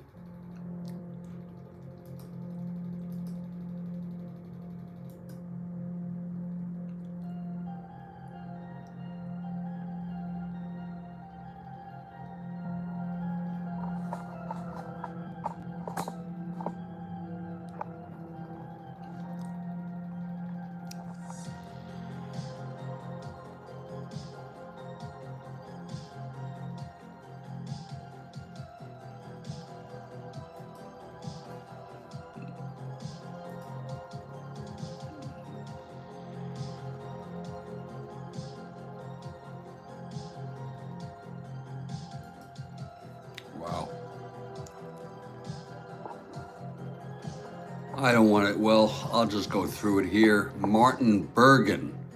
He was born in 1871 and he died in 1900.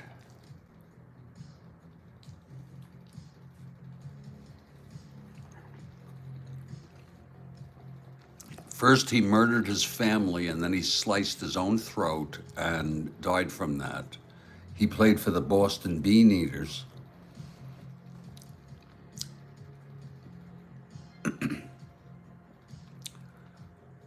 He appeared to have a mental illness, hallucinations. It could be schizophrenia. They weren't very good at diagnosing that.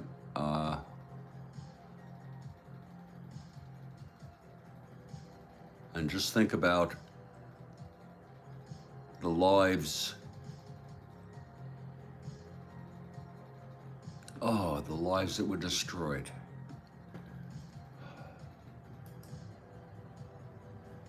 Wow. Don't worry, I'm not going to do all suicides. Don't worry about that.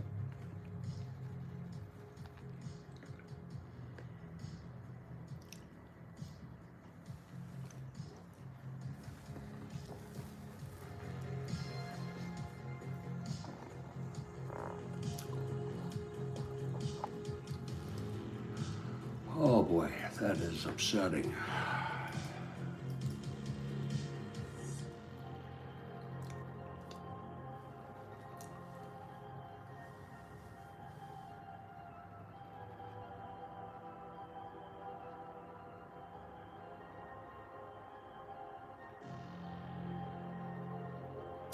There's people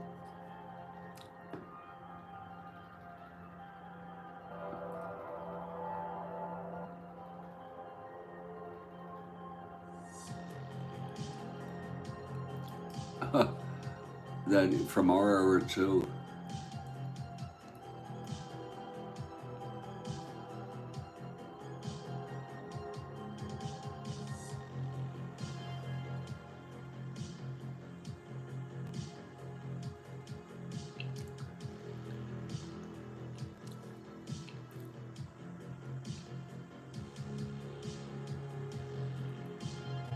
This is wild. First of all, here's a picture of the year he died. I think he was still an active player. Yeah. This is toward the end of his career. And I'm sure many of you have heard of him. Ed Delanty. Ed Delanty from the dead ball era, and very dead ball. Late, he played late 1800s to 1903 when he died.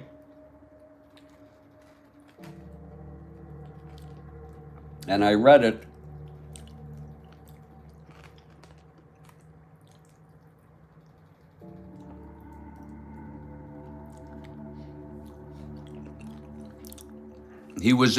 There are different reports about what happened, but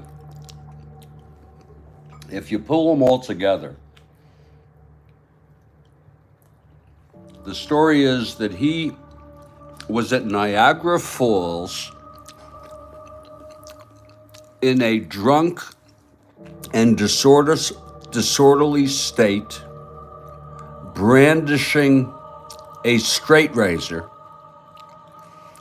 And in the commotion, he either fell off or was swept away by the Niagara Falls, in which he drowned.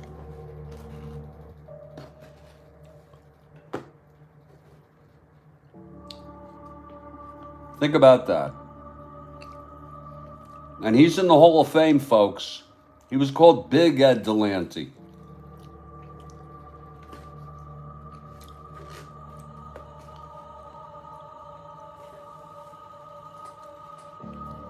Isn't that pretty wild?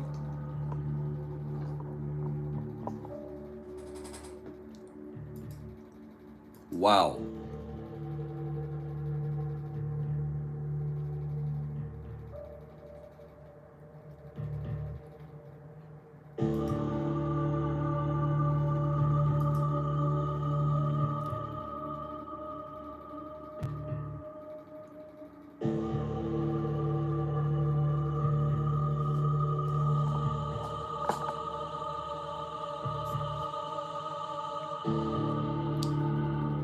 A good number of people died of tuberculosis. I'm not saying a huge amount, but,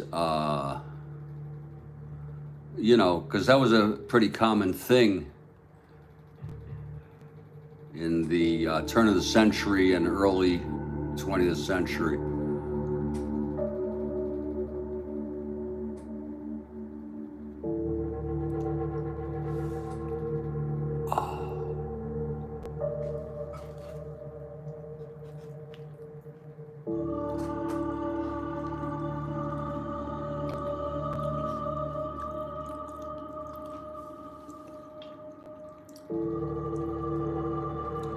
There are so many of them.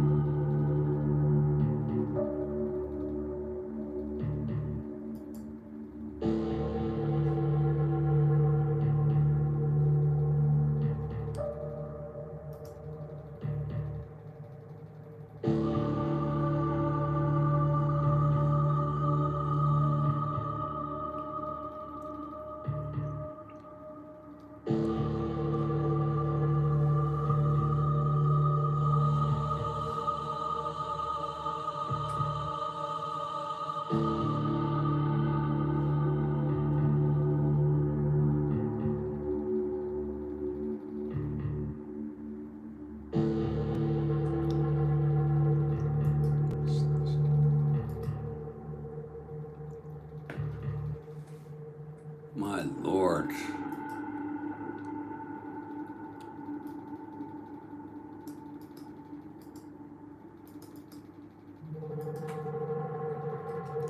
I imagine many of you have heard of this one.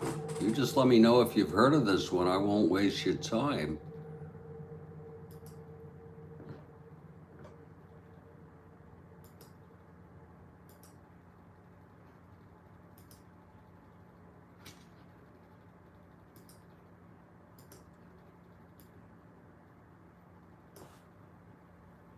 The death of Durnell Stenson. Anybody at all? Anybody at all know about this? The death of Durnell Stenson.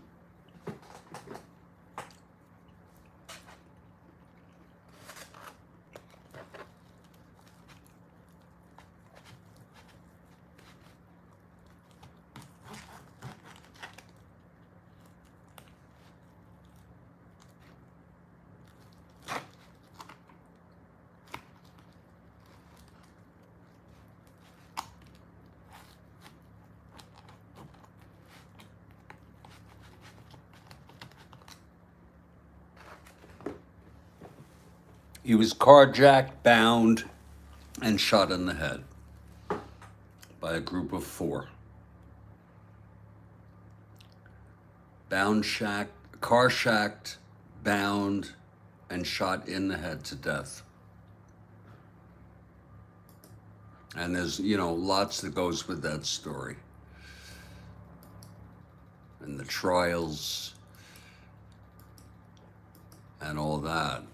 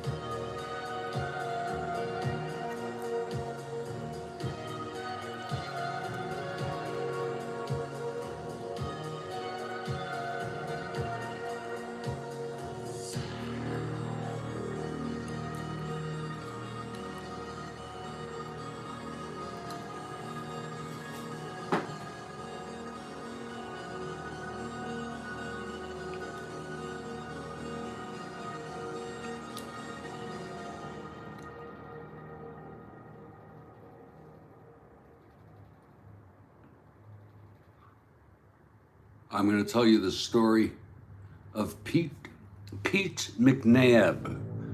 Pete McNabb. And unfortunately, there's only one picture found of him, and it's about as sad as you get.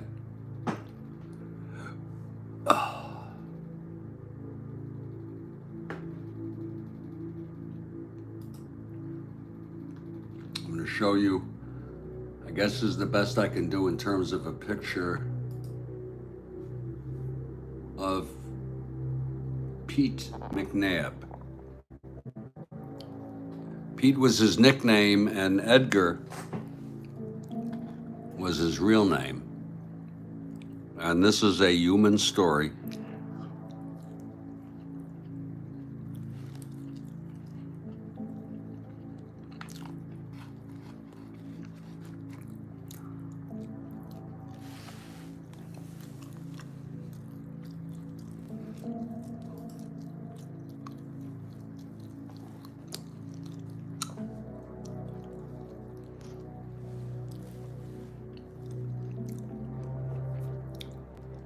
He was a very good pitcher.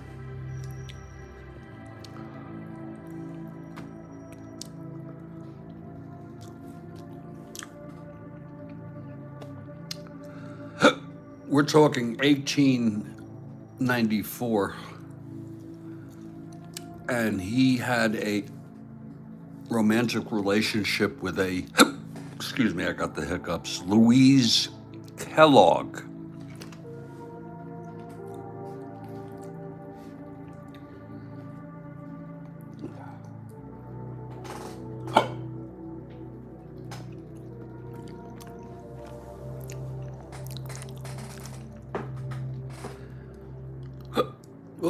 Excuse me. Excuse me.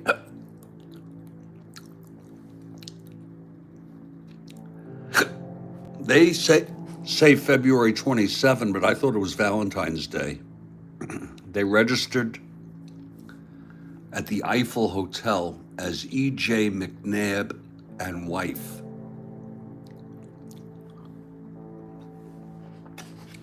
So you get a lot of, Saber warns there's a lot of misinformation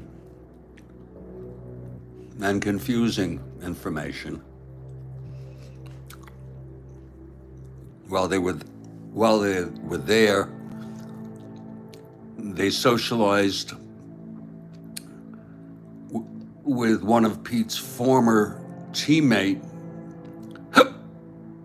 Denver Grizzlies. That played with the Denver Grizzlies, teammate Lou Gilliland.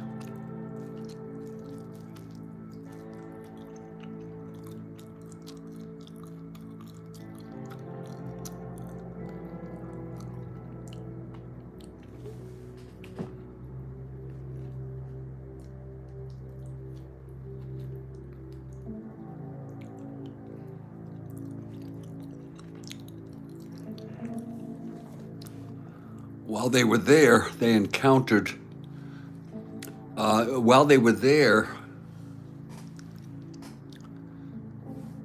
the couple retired to their room and they got into, they call it quarreling, arguing. And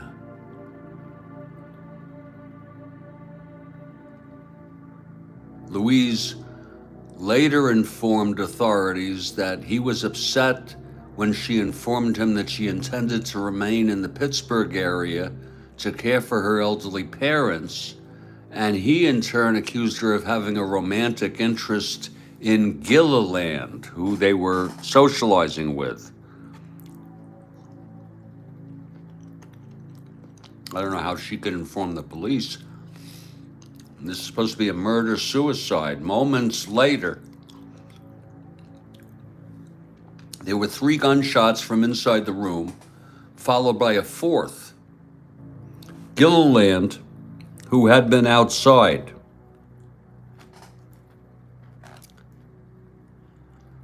responded to Louise's cry for help and forced open the door. Inside was the dead body of Pete McNabb, crumbled on the floor. He shot himself through the mouth with a revolver. Although gravely wounded, Louise was still alive and conscious, telling Gilliland that McNabb had shot her. "Lou, he has killed me," she reportedly said upon Gilliland's entry into the room. Louise went to a nearby hospital, and her injuries were fatal. One of the gunshots hit her spinal cord that left her partially paralyzed. Surgery to remove the bullet lodged near her spine was considered not feasible, making her death only a matter of time. This really is interesting that she survived long enough to provide accounts of this. She was able to provide a brief account of the incident to investigators before lapsing into a coma. And she died on the morning of March 2.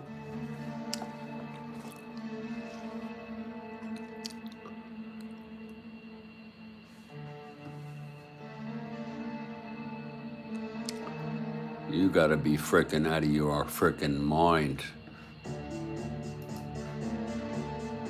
You gotta be really out of your frickin' mind. And you can read other accounts. There are multiple accounts. I'm gonna shift away from players who died during their careers, even though I can name is Clemente, of course. There's Ken Hubbs. I can't remember the names of some of the people. The Cleveland Indians who died, was it a boating accident?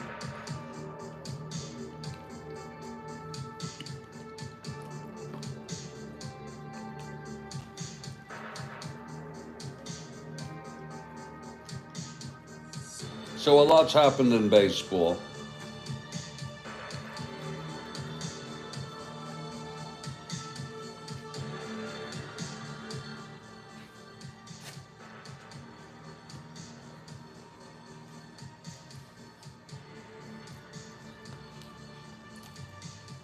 Baseball goes so far back.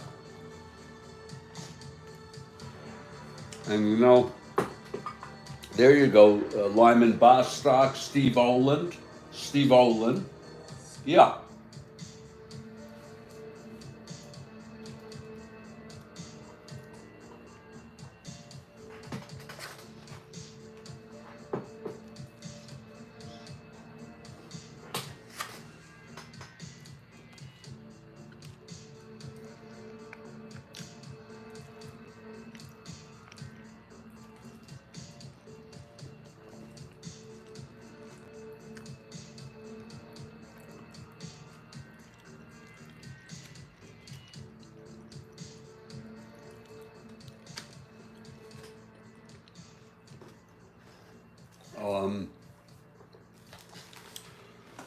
A lot of players from, you know, the early days, some of them dying from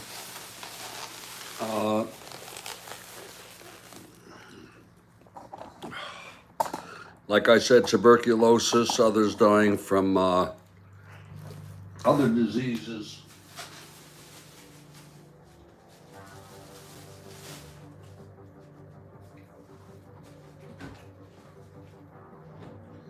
Hugh Casey died by suicide.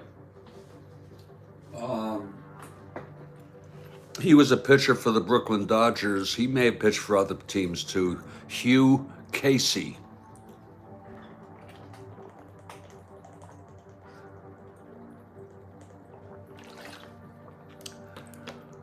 Munson.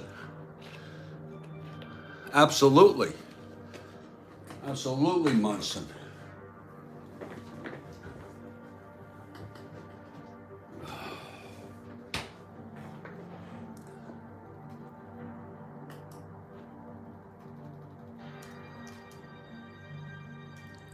I didn't see him on the list. He should be. He must be.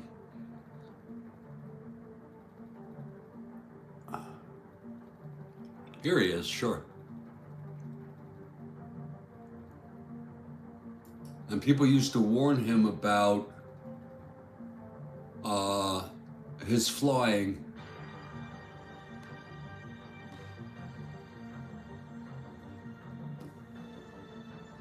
They retired his number.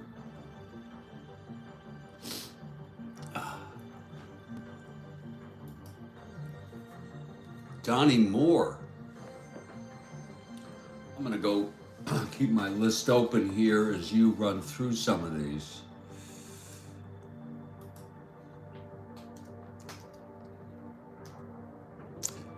I mean, I could, let's see, Donnie Moore.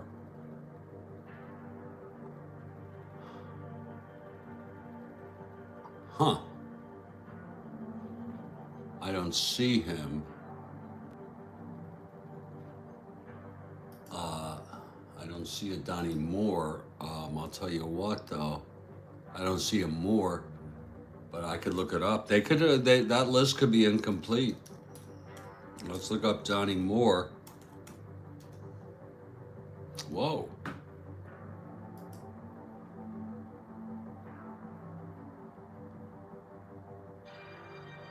Oh, wait a minute.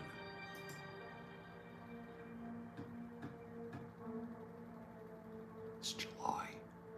Holy shit, he was active. I'm pretty sure. Let me just look at his. He didn't play at all in '89. I think he retired. Okay. I think there's going to be. He had a batting injury in '86. He was released. He signed with the Royals for the '89 season, but played only in the minor league before being released in June of that year. So it was June of '89 when he was released from the minors. And it was a month later when he had an argument with his wife and shot her 3 times with a pistol. And this was with the 3 children in the house.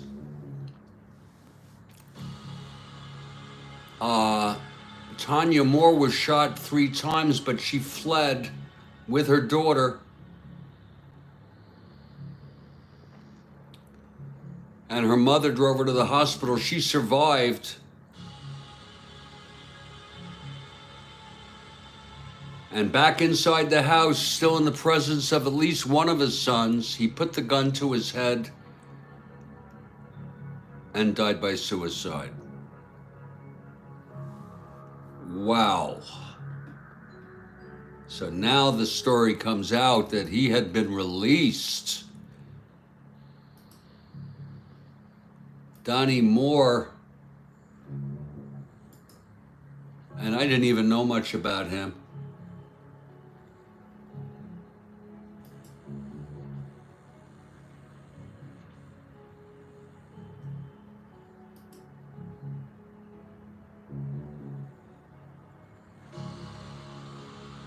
He shot his wife, Tanya, who survived. Oh, here's an article in Sports Illustrated about it.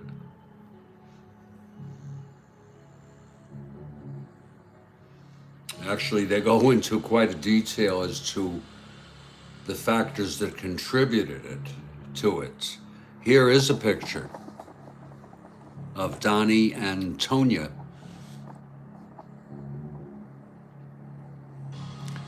And their relationship was marked by passion and recurring. Yeah, this article dispels this myth. It debunks it.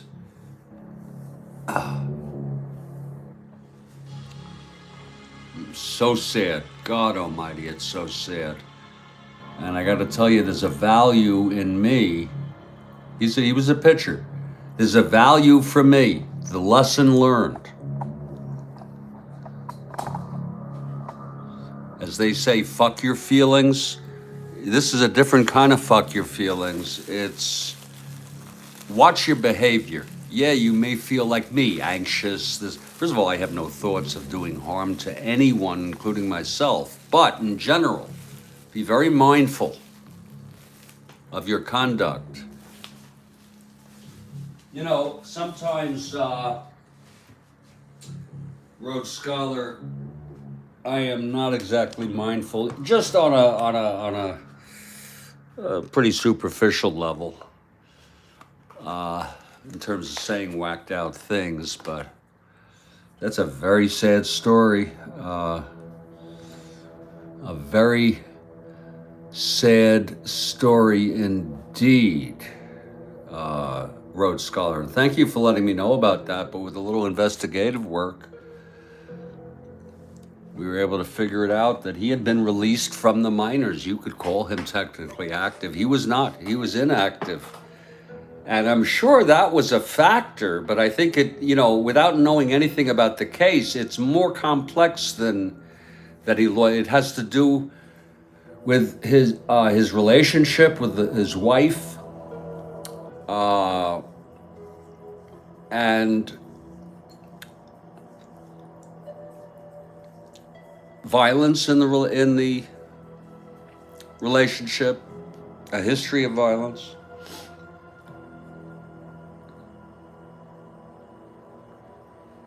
That is a very sad freaking story. Thanks for letting me know about Donnie Moore. Wow.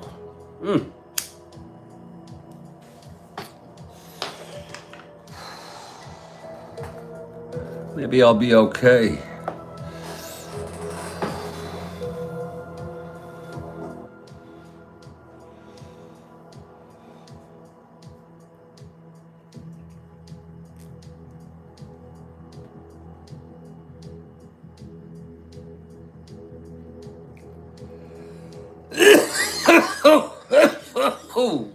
Oh my goodness Christ.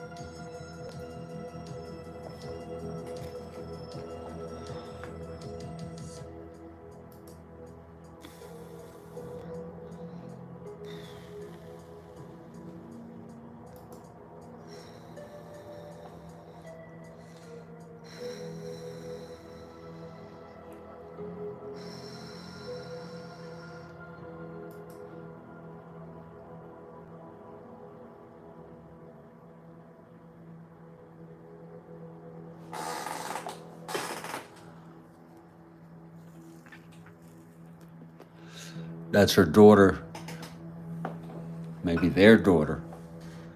Here she is alive today. Wow. Tonya. Wow. You know, true crime is a interesting topic. It's a very popular topic in the media, on videos.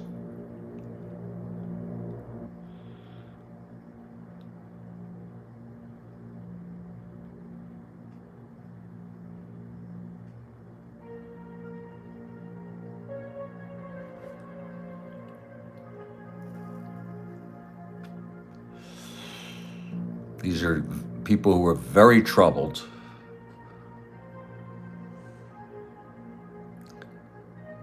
I'm troubled. My heart goes out to them, the pain.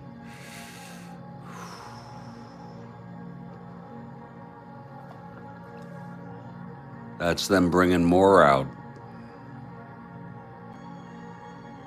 It shocked fans across the country. Now, I was not a big heavily into baseball around then. But I gotta tell you, now something is coming back in my memory about this case.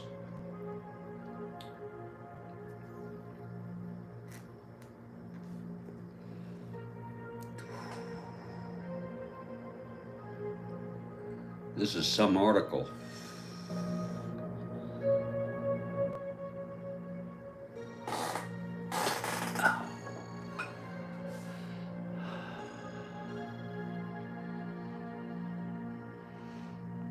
He was only 4 years older than me. Wow. Wow. God.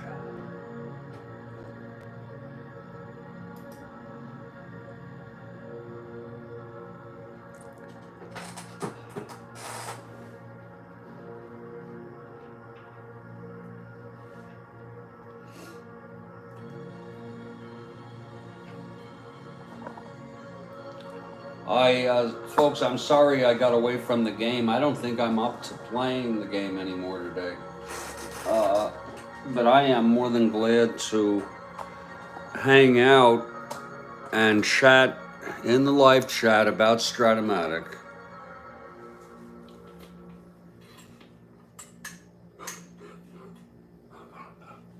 And anything else.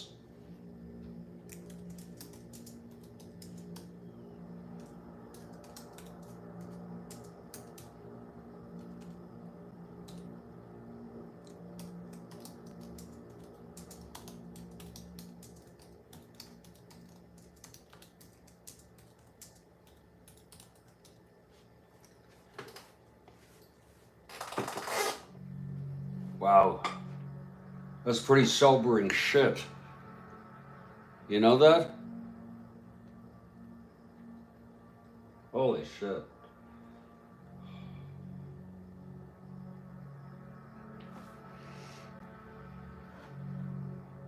You know, something I realize about my so-called anxiety disorder is that it really is an anxiety disorder insofar as cognitively I can see that the things I'm afraid of can be prevented or are not horrible if they happen, but I don't feel it down here in my gut.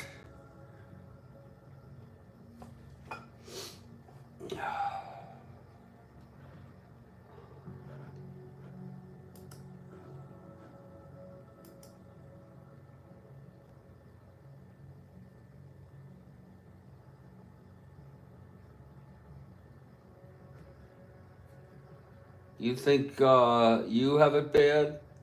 A man? I just saw this.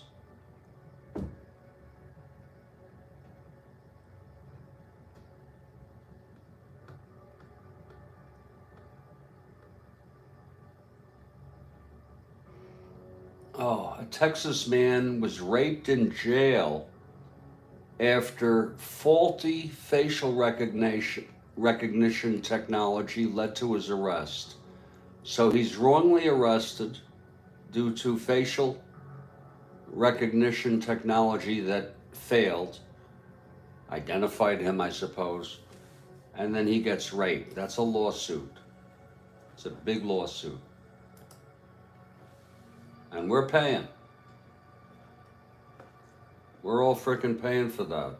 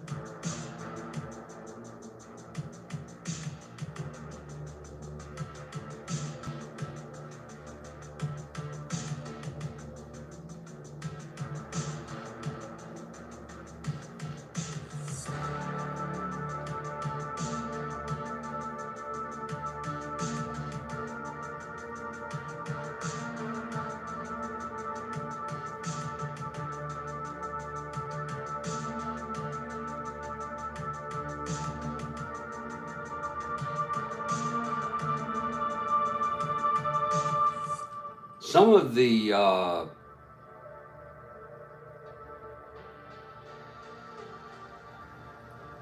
of the news you see, we just don't need to see. Here's one.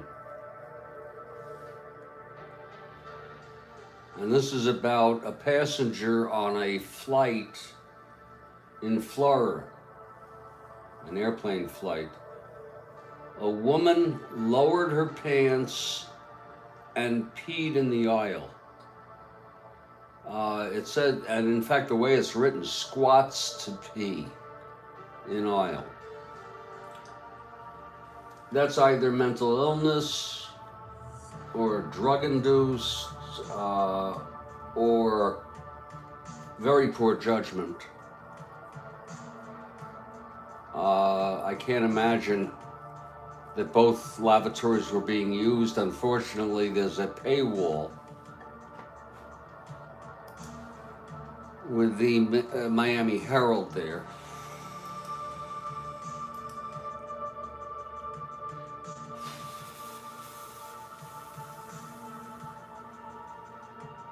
An FBI agent was indicted for stealing from houses during searches. Our own FBI.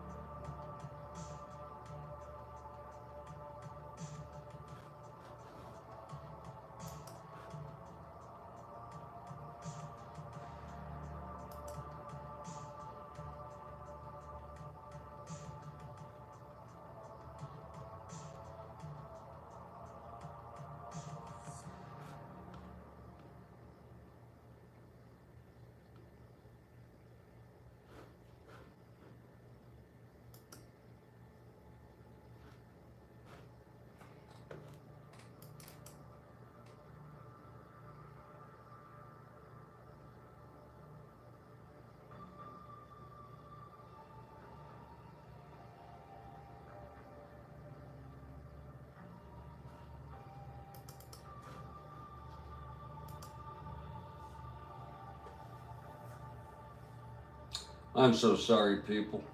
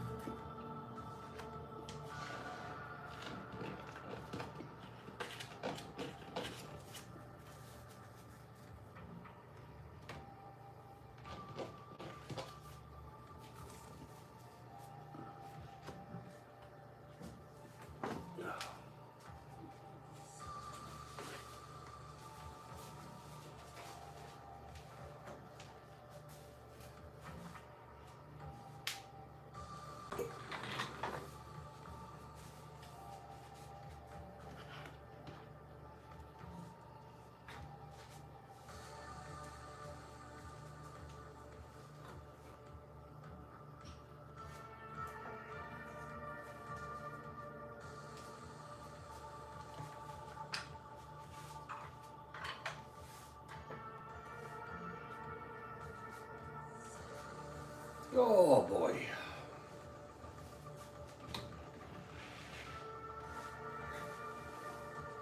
Oh.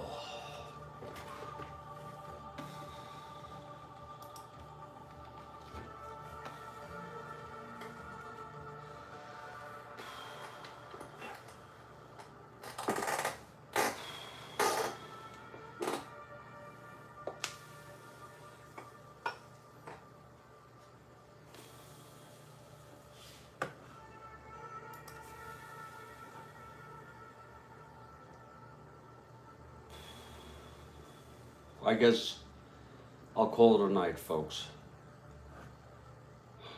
You all take good care, okay? Thanks for hanging out. I just ran out of steam. Take care.